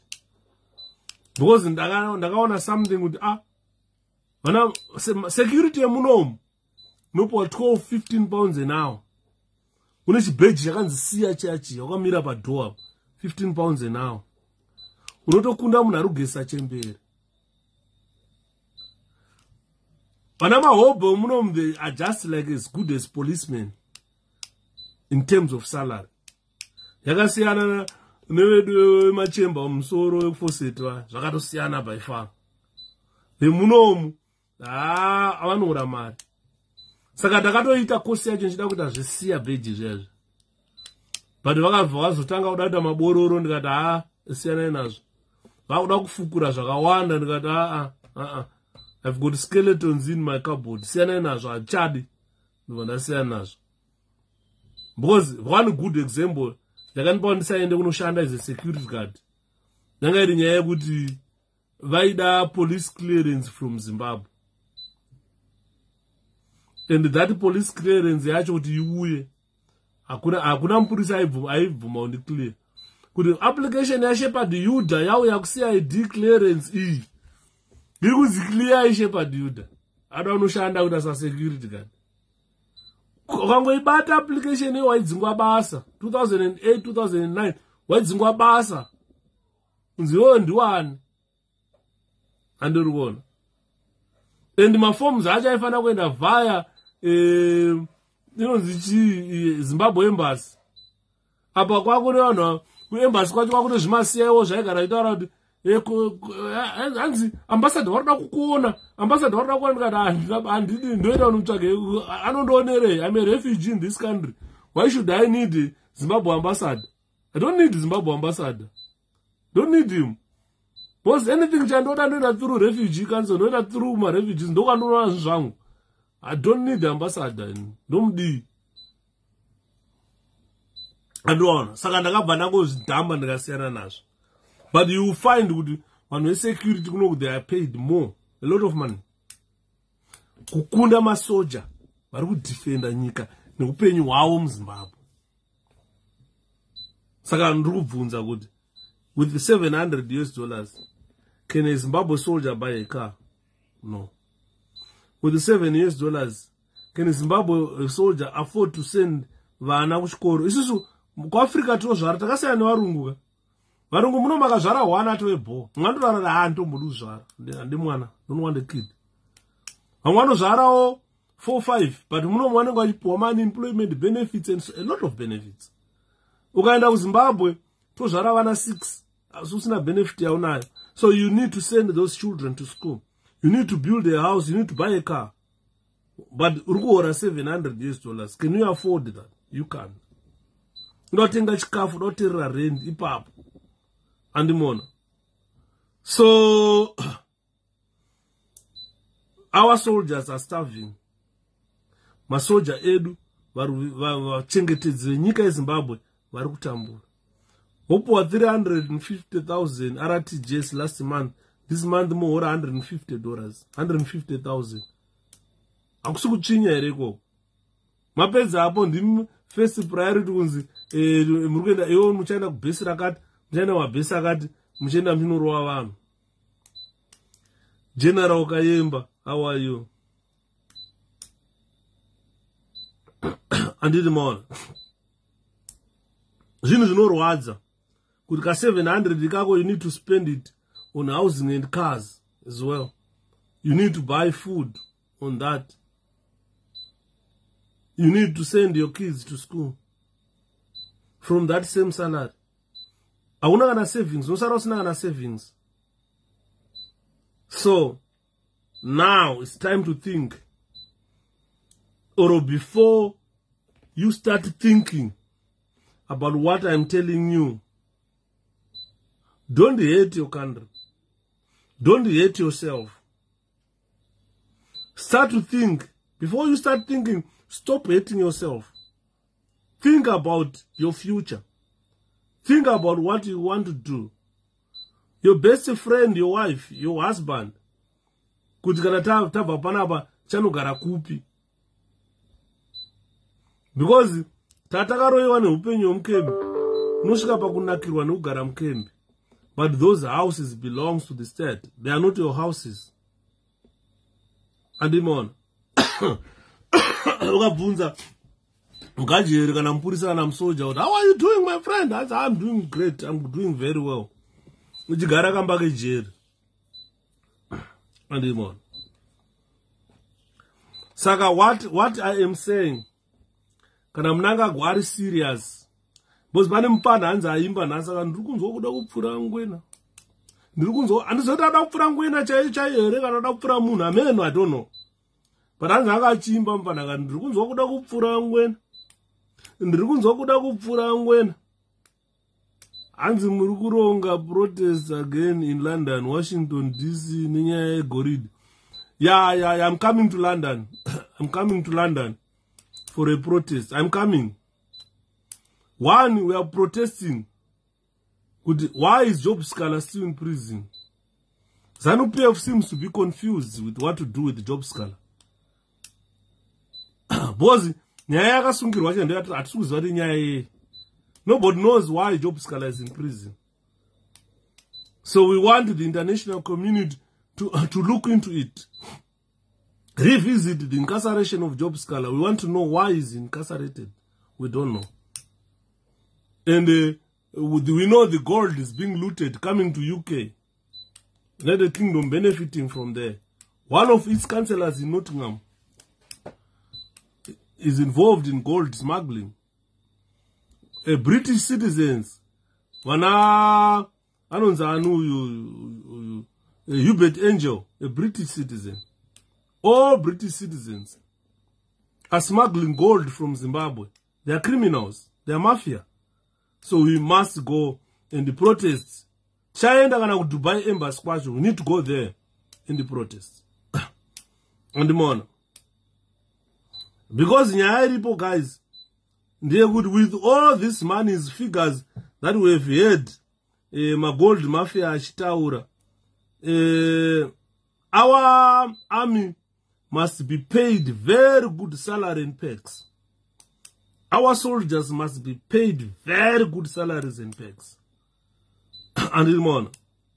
If you do not pay them well, don't expect that they will be loyal to you. Kutaura kwatuita Sudan dziri kurira, izvo dziri kurira so. Hakusi kuvatika. Katomu iri kubvira kutaura kwatiri so. And because people need to be paid. We look for a job to get payment. Kana ndatsvaga basa chandiri kudai nini musha kupuwa mari. Because kuora kunoera kunokosha. Andinoona. Because ukatasa ma families ese mazhinji, masoja mazhinji ari muZimbabwe. Many of these army officers or soldiers, they come from very poor background. Their families are so poor. Mumwe anenge atori ndiye breadwinner ari musoja. Kumusha vana vada kuendeswa kuzvikoro, vana vasisi, vana vani, tine ma extended families. Unenge uri ndiwe breadwinner. Une $700 a month. Unobatsirani. Une vana 6 une mukadzi. Unobatsirani. Andinoona. Vamwe vanenge vachiita show off nema BMW emari dzekuluta. wamwachita unozati mukembe mataigara edhambo oti ndotaura nyambo indotaura true stories.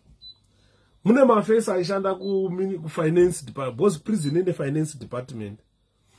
Machinda aya vakaona opportunity to make money.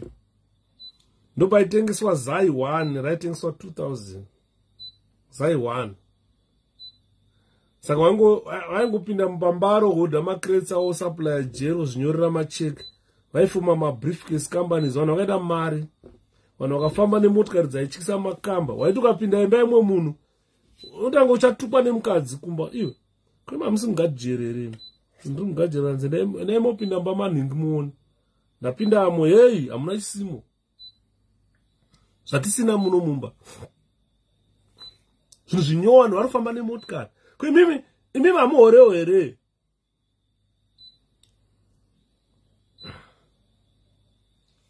anditi maona Omar al-Bashir, Africans never learn from mistakes. Eustace. Unoyazo muziwa ere Omar al-Bashir Eustace. Omar al-Bashir, unoyazo muziwa ere.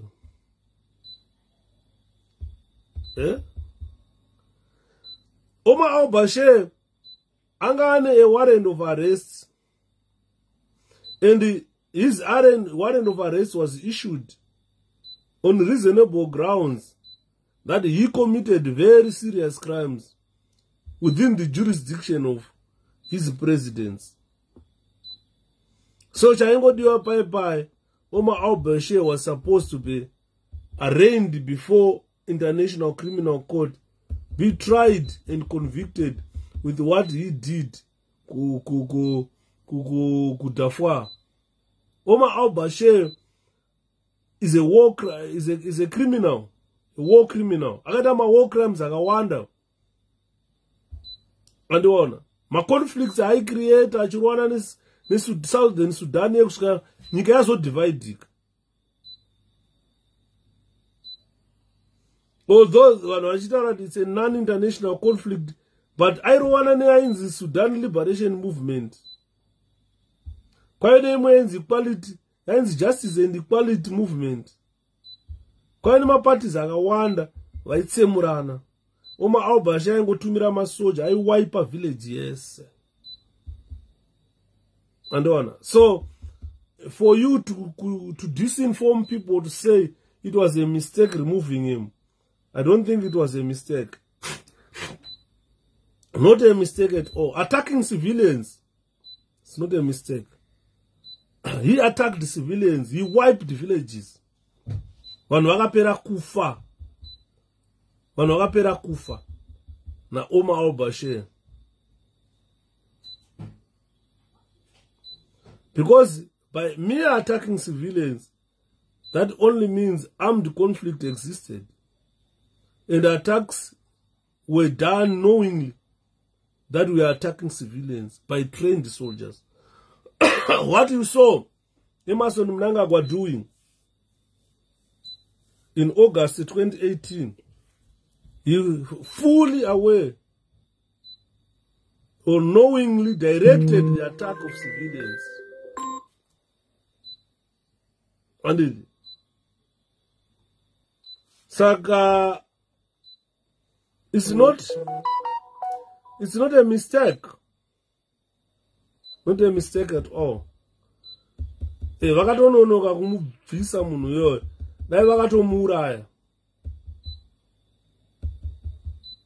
Dai vakatomuuraya because he killed a lot of people. And his killings were systematic attacks on civilians, civilian population. And he knew that he wanted to conduct those crimes. So he committed a criminal offense on Omar al-Bashir. Saka, I think if you say that Omar al-Bashir, removal of Omar al-Bashir was a mistake, I don't think it was a mistake. That was the right thing the Sudanese have done.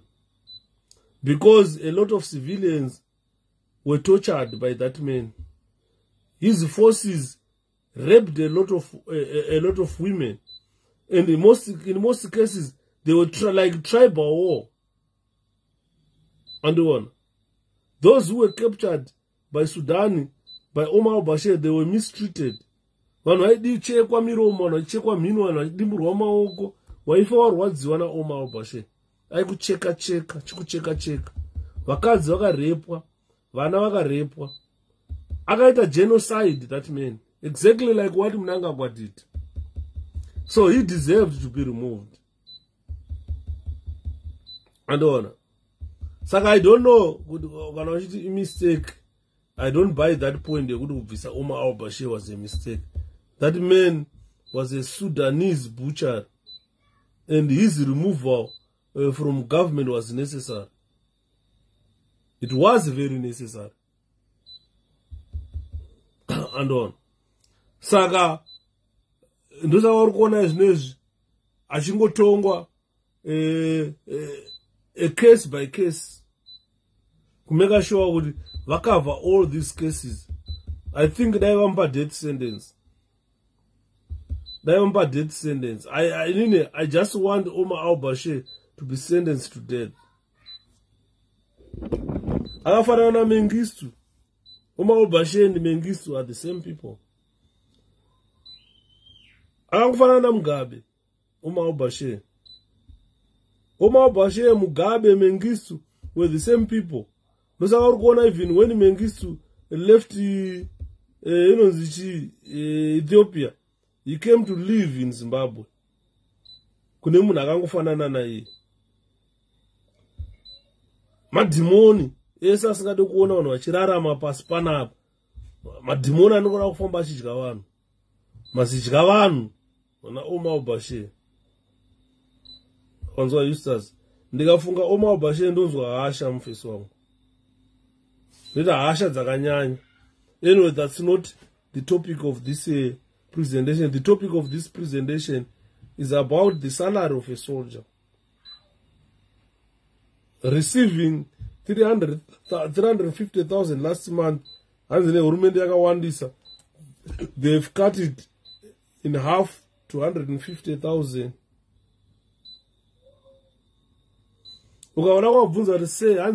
Joining the military is not luxurious. You should not live a luxurious life by joining the military.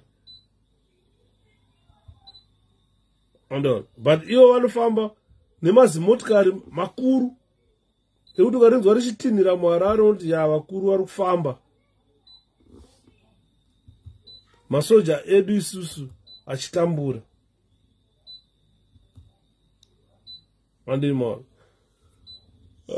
Guys, ndarwadziwa inini yaisalari yemasoja. Ndarwadziwa. Kana usina kurwadziwa nezvandaona papayslip yandasenderwa, ndarwadziwa. I'm not going to iburitsa hangu payslip yacho, handiri kuuraisa vanhu. Yeah, I'm finished. I've just finished now. I'm just finishing now. Go to bed. What does he want? No, it's bedtime, Ashi. Guys, good night. I want to do Nimpano. No, every time you complain, so and so hate me, so and so hate me. This is 1 o'clock. You must be in bed at your age. Come on. Can I have the remote? It's bedtime. You can't watch 24 hours watching TV. Come on. No. At 6 years old, now you have a remote 24 hours I watch a TV. No, we can't do that. You can't do that. It's also at 6 years. Tainyora pasi nechigunudzidzira kunyora kuti A, E, I, O, U panzaba. Anoswera pa TV munhu achiona TV. Remote yake. Hakuna anobvumirwa kuibata inenge yakaiswa apa. At 6 years old. Come on. Wozoti kana wazotenga yako TV.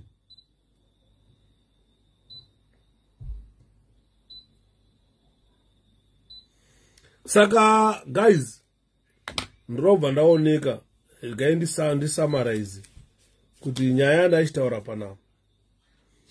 Our soldiers must sit down and think. Could have they ever seen any of these millionaires we talk about today, I just chased my 5-year-old to bed just now. The struggle is real. It is very real. Because you can't tell me with 86 years, anenge ane remote achigoogle achiona mafirimu anoda Netflix, achiona zvimaminions, anoswera pumbu. Akamuka kuseni nhasi havasikuenda kuchikoro weekend, akamuka kuseni kuma9 anosvika 12 midnight akasvinura achiona TV. It's abuse. Akaramba achichema ka, hey, I'm coming there. Hey, because anenge achirwisana nasisi vakaida remote iyoyo. Hey, ningi hate me, ningi hate me. Why? Every minute ukanyima remote you lie. You lie kuti ningi hate me because wanyima remote. Never. Anymore. Saka, let's sit down and think, guys. I'm appealing to Zimbabwe soldiers. That was the gold mafia exposure makaona iyaya. Apana msoja makamboona paya. Pane mari amudiwe. Aruda noise, aru disturb ningini yangu man live yangu. Tell him to come here. Come here. You are disturbing my life. Your cries are being caught here. Because you don't want to go to bed. What do you want? Tell me, what do you want? I'm sorry. Tell Ruby dad is coming. You go to bed now. My.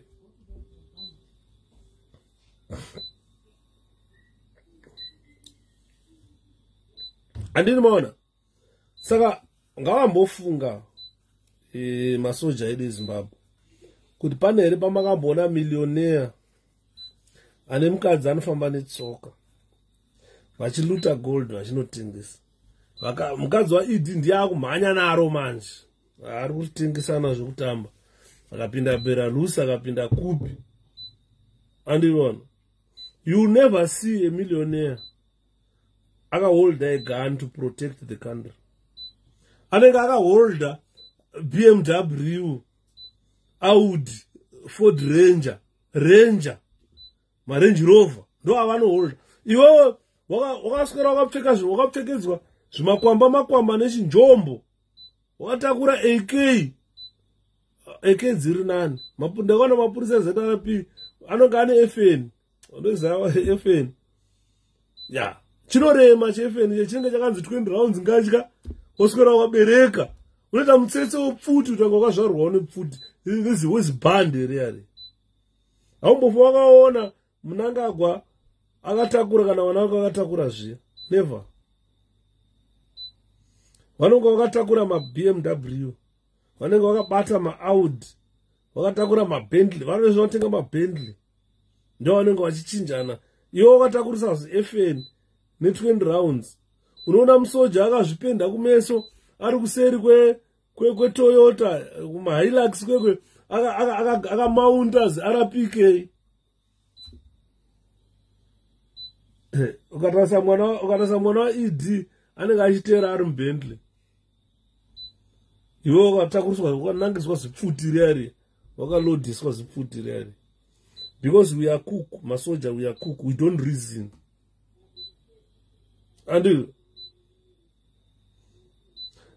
ukada kuona vanhu izvezvika ngakungonzi France ikurukuta masoja, uone mamhanyira avanoita kunojoina masoja ekuFrance. But hausanomboona mabhillionaire achitiza nyika. Iwo uri kunotsvaga magreen pastures kuti uwane kamari. Iwo vanenge vakabata mazimari enyika vachinakirwa zvavo. Andimoona. Saka zvinhu zvinorwadza. Iwo unoswera rumzi peseneo keriya zitonfe kuti enda kubasa. Wakarumwa mupimbiro, wakarumwa nenjombo uchitambura. Iso zvinorwadza Mr. Mpita. Ndorwadziwa. Ndiri kurwadzirwa vamwe vangu. Magunmen vamwe vangu. vane vakaremerwa nezvimamedhal panapa, vakapfeka makwamba vachienda kubasa vasina chava nacho. Vakomana ava vanondirwadza zvikuru kuti dai vachinditeerera kutaura kwandoita. Handivanyomba, handisi kuvanyomba, asi ndiri kurwadziwa nekuti kunhu kwandakabva mabasa avanoita ndinomaziva. Saka mandataura kuti I think vachamisa kana vakapinda mupower. Defense ningirikini yavo budget yavo zhinji ngaiwandire kuhealth and education. Second, ngaiwandire kudefense. Emerson Mnangagwa budget yake yakawandira kudefense.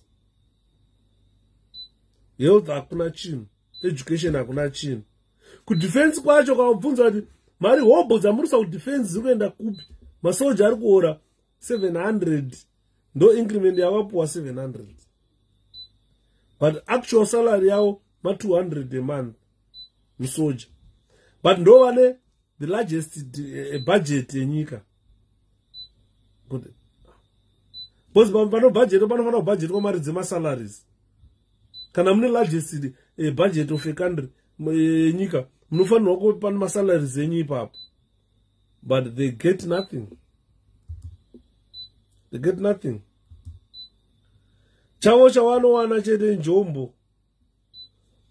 Mugaba akambozotsvinyira mapurisa gore riya. Akabva ati takuwedzerai. Vanokati apedza zvikanzi tsvimbo nembwa. Handiri kuona. Ndosaka uri kuona kana Mugabe paakazofa akafa asichadiwe nevanhu. Akadaidzira Bhobho akati mapurisa takuwedzerai. Asati apedza zvikanzi nemapurisa zvikanzi tsvimbo nembwa. Saka what I am telling the Zimbabwe soldiers today is what is happening in our country now are clear reasons of revolting. A normal national army, normal human beings, anywhere in the world, with the exposure of Al Jazeera, with the salaries that you are getting, which is mockery, these are the genuine causes of a revolt. Ukanzwa chinzi masoja aita revolt. In most cases, they revolt because of these political causes. People are very angry. And the government at this juncture is at its weakest point. Mnangagwa is insecure right now. I've heard him soldier, atete Rita. Wakumana, long time. Watete, Magadi. Long time. I hope you are well, you are okay. Long time at it. So what I'm saying is, Mnangagwa has made soldiers angry. He is now feeling insecure wherever he is. Because he knows that the feelings within the army is badly hurt.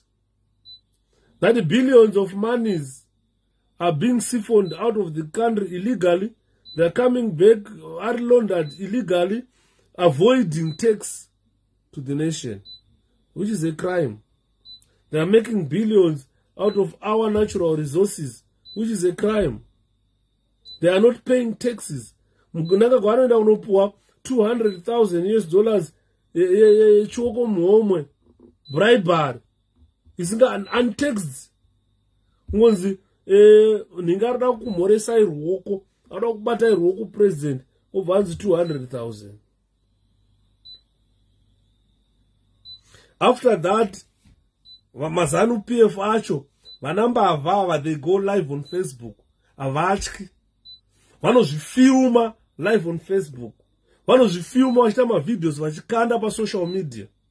If you look at how rude they are to the starving nation, to the starving soldiers of a country, they use abusive language against the people of Zimbabwe who are starving. That's insultive language. You cannot say that. You can't say that. You cannot say that. You cannot steal our resources and you become rude. Apeza epapo Java, mbana oya mbava oya, unomona ari paside na Mnangagwa achita selfie na Mnangagwa. Vachitofamba vaitaura kuti nawo president vedu kuti atumwe kunotengesa gold. Apedza kudaro, he's so rude to the starving nation. He uses abusive language. He uses this insultive language against starving people of the country. What type of a prophet he is? What type of a prophet Hubert Angel is? They are so arrogant. It's because of Emerson Mnangagwa. They get protection. They are protected by the president himself. This is why they are rude. This is why they are abusive. This is why they are insultive. This is why they are arrogant. This is why I'm saying, this is high time we change government. In government, you have to revolt. People need to revolt. If you don't revolt, apana zamukit. Because we are all going to be forced kunamata satanism. Nana Java wewe. Ndakataura ndikati avanhu aka they abuse ceremonies. Especially Jesus' name is the most abused name. When the New Testament is that Mwari is very few. It's all about Jesus. And Jesus' name has become a very misused name. It's a name that is used to ridicule people. People use Jesus' name to ridicule others. Use Jesus' name to steal. So reasons for revolting, guys. Social causes. Economic causes. Our country is being drained, empty. Our natural resources are being drained, are being taken out of the country. Mnangagwa has got a selfish, is a selfish person with economic policies that benefit his family. It's insulting to say, ask people, saka muchaiteseyi nazvo. That's arrogance. That's being rude to the people of Zimbabwe. Whilst you are stealing the country's resources, then you ask them, muchaiteseyi nazvo. That's insulting. Taxes are not collected from the monies that they fly in and out, undocumented. Large sums of money, large amounts of gold. They fly out of Zimbabwe undocumented. Large amounts of money flies back into the country undocumented. Taxes are not collected by the government. Ndashamisika ndichinzwa chidanza anda kuvaka Zimbabwe. Ma promises akatanga. The 2023 election. Hanzi Zimbabwe itira kuvakira modern health facility. Ukatasa 2018 manifestos ZANU-PF. They said they want to provide quality health by 2023. We are in 2023. Mnangagwa is now promising you world class health sectors, world class. Zvipatara zviri world class. Wada kuvaka iye akatadza pa 5 years kukupa quality health. Come on, guys, you need to reason, Zimbabweans. Kana muchida chifumuro totsvaga zvifumuro tokumwisai zvifumuro mese maZimbabweans kuti muvhurike pfungwa kana makadyiswa. Mnangagwa, honestly, hanyari mndaraunda anomira pachita chevanhu achiadresa rally kuti da kuvakirai world class facilities, hospitals. But 2018 wakataura you want to provide quality health care. By 2023, where's the quality health care? Show us what you delivered first. You never delivered anything. You live on promises. We're 85 years old. Past 6 years, thank you, Mkoma Mnash. Thank you so much. Past 6 years, Chaka Itachi. He's bringing promises. He has got other promises now. Honestly, guys. Honestly, guys. Honestly. Eustace is being shocked. Because besides Dana Eustace, they never saw Rhodesia. Rhodesia salaries were handsome, Eustace. Rhodesia salaries were handsome. Zimbabweans, Rhodesians were paid handsomely. And what Mnangagwa is doing is what is causing frustration. What we saw on Al Jazeera is caused frustrations. And it's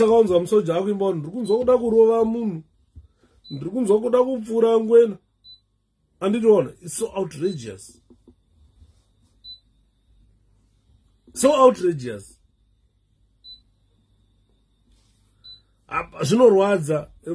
Justice. That's arrogance. And Mnangagwa anakayota sachisekerera saka muchaiteseyi nazvo. Uyo mpana wedu maroma anenge mupendero ovhorosi uyo Niki mangwana anobva atonyora kuti saka muchaiteseyi nazvo. Iye anoziva kuti chikabvondoka anongokwira ndege oyogara kuno kuMbritish odzokera kunorapa mapenzi uko. The mental healthness zvatopera. Saka tiri kutaura tichiti, if you don't revolt, Zimbabwe soldiers, mukarega kuita mutiny ipapa, I don't see you having a mutiny again in life. And most of you guys maakutoenda kumusha musina chamunacho. Because you're vulnerable to ridicule. Where you are required to act, you are not acting. You've got the privileges of changing your life. You've got the privileges of changing the government. You've got loads of privileges. But you withdraw those privileges by sitting passively, waiting kuti ninga achatiitira. And in the morning. So, sorry. Nefulu yakaipa. Saka, I don't know. Zvakwamuri. Because if I look at it, Mana job scholar, they are in custody. ZANU-PF is now totally confused. They don't know what to do with the job scholar. They don't know what to do. They just issued directives to the judges. Leave Scholar to rot in prison. He's being treated like a rebel. And the Zimbabweans, if they raise their heads to say something, they are shot dead. The Triple C is not even allowed, a political party, allowed to persuade its voters or to sell their ideas to the people with Tivoterai. They are not allowed. This is high time. If you don't revolt, I don't know. I don't know what you're gonna do. I don't know what you're gonna do. I don't know. Isusu tiri kutaurira zvekuita. Kuti guys, you need to wake up. Bozi mukaramba makarara muchadyiwa nemunyati. Ndatonzwa kuti parari pachitopromiswa kunzi muda kuvakirwa ma world class health facilities. Zvakatadza kuti in 6 years with all those billions. I didn't know. Saka, the revolt is starting on the 18th of 18th of April. Ndakati inini ndikukumbira vana veZimbabwe kuti musi wa 18 April kana uchiya pa live, let's wear black. This is when we are going to start revolting. Takutanga kusimudza mhepo dzacho. Ndakati inini musi wa 18 April, it's a mourning day. Izuva rekuchema. Kana vanhu vanochema, we know what to wear. Black shirt, black t-shirt, black trousers, black shoes. Kana usina zve black, tenga black armband. Kana ngotenga kajira ke black, kaunongofamba wakangobata so. Kana kabandana ke black. Kasina kunyorwa chinhu. Izuva redu rekuchema. 18 April is not an Independence Day, but is a day of mourning, the death of livelihood. I know we cannot rebel against the government. Like that in a zombo, we are going to rebel. But apana no rebel, atina zombo. We don't have arms of war to fight them. This is why everything they do, they just deploy soldiers with arms of war, shoot civilians, and nothing will happen to them. So let's start. Hanzi teaspoon yakapedza sagare sugar. 50 kg sugar inopedzwa ne teaspoon. Clint! Titi! Clint! I need a cup of tea. Clint! Oh, tell him I need a cup of tea, please.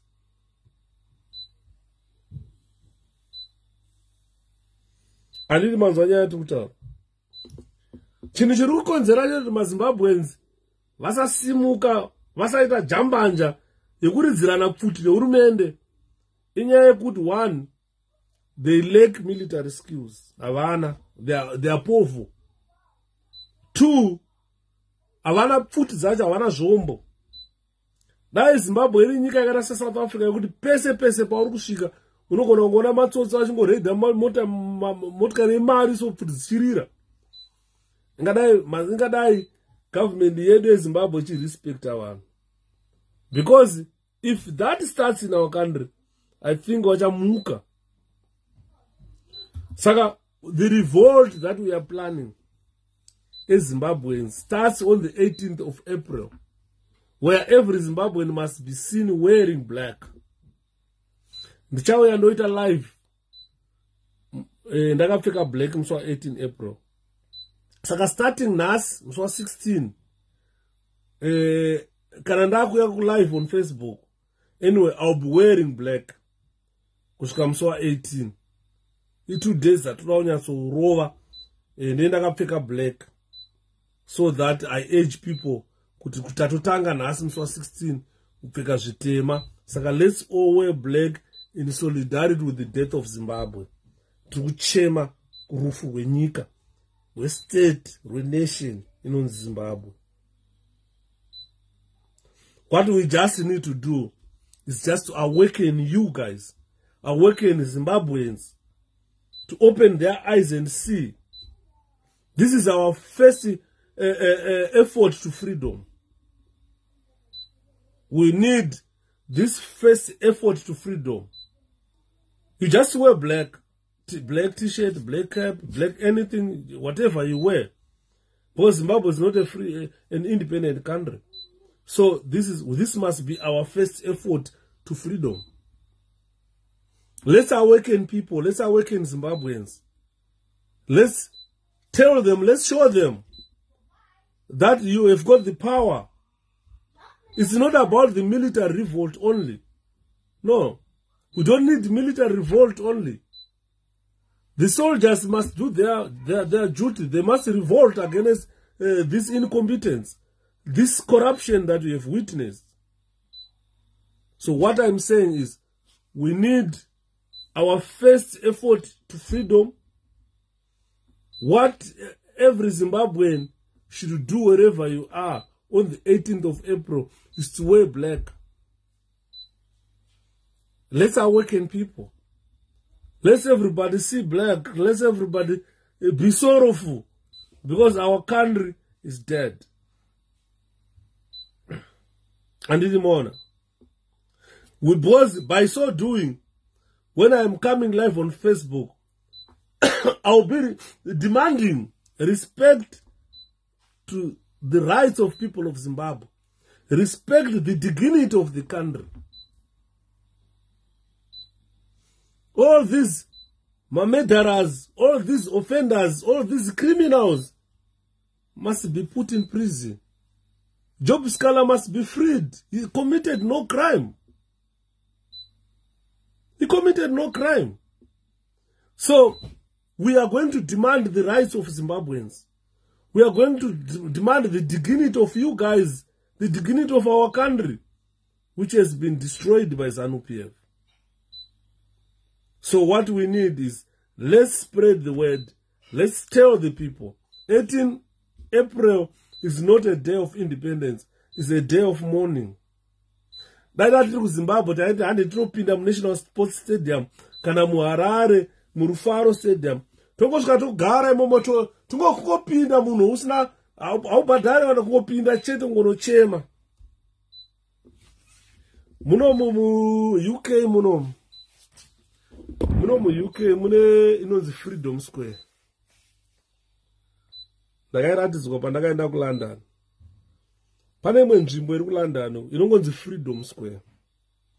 Yekuti munhu unobva kumba kwako kana une zviri kunetsa mumwoyo mako uchida kutuka, unongosvika muFreedom Square memo wototanga kutuka. Hapana anokusunga, hausungwe. Hausungwe, zvawataura zvoperera muFreedom Square. Pane wall yaunosvika uchinyora zvaunoda.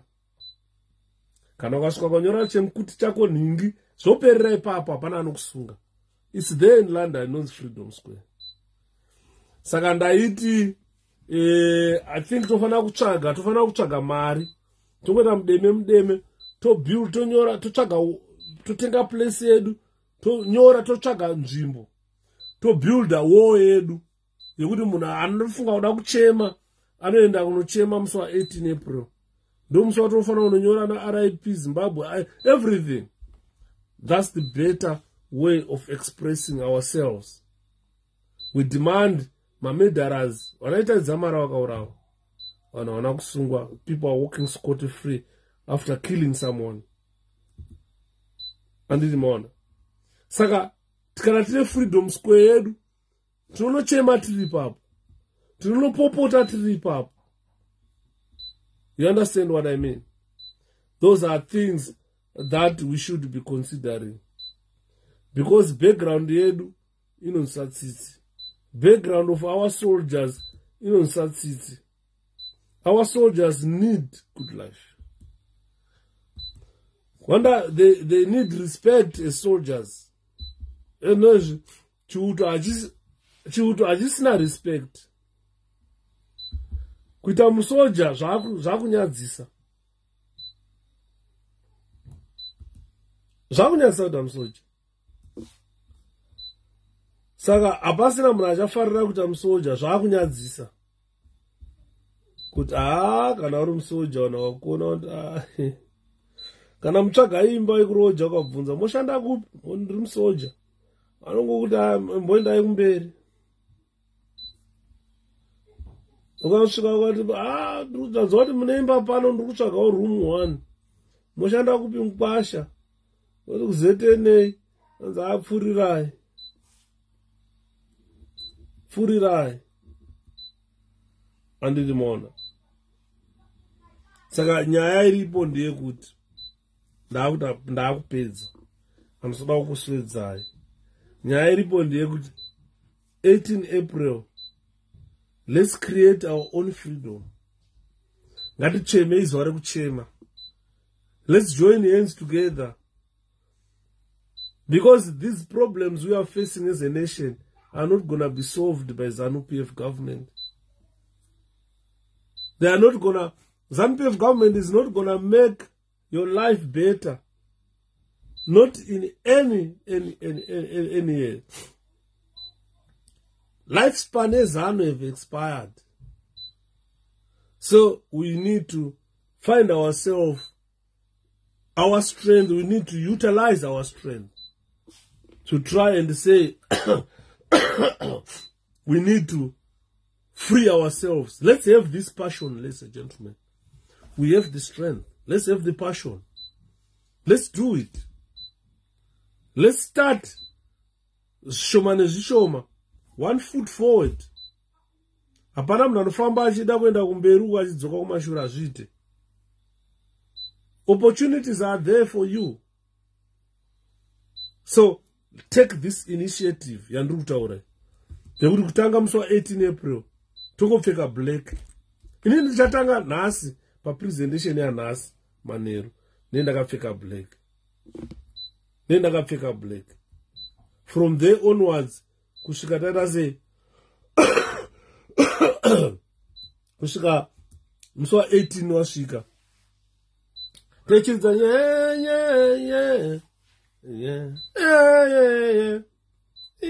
nyika yafa. Andiri maona nyika yafa. Saka ndiri kutaura kuti mosara zvakanaka, murare zvakanaka maZimbabweans. Ndiri kufarirai mese. I want you guys.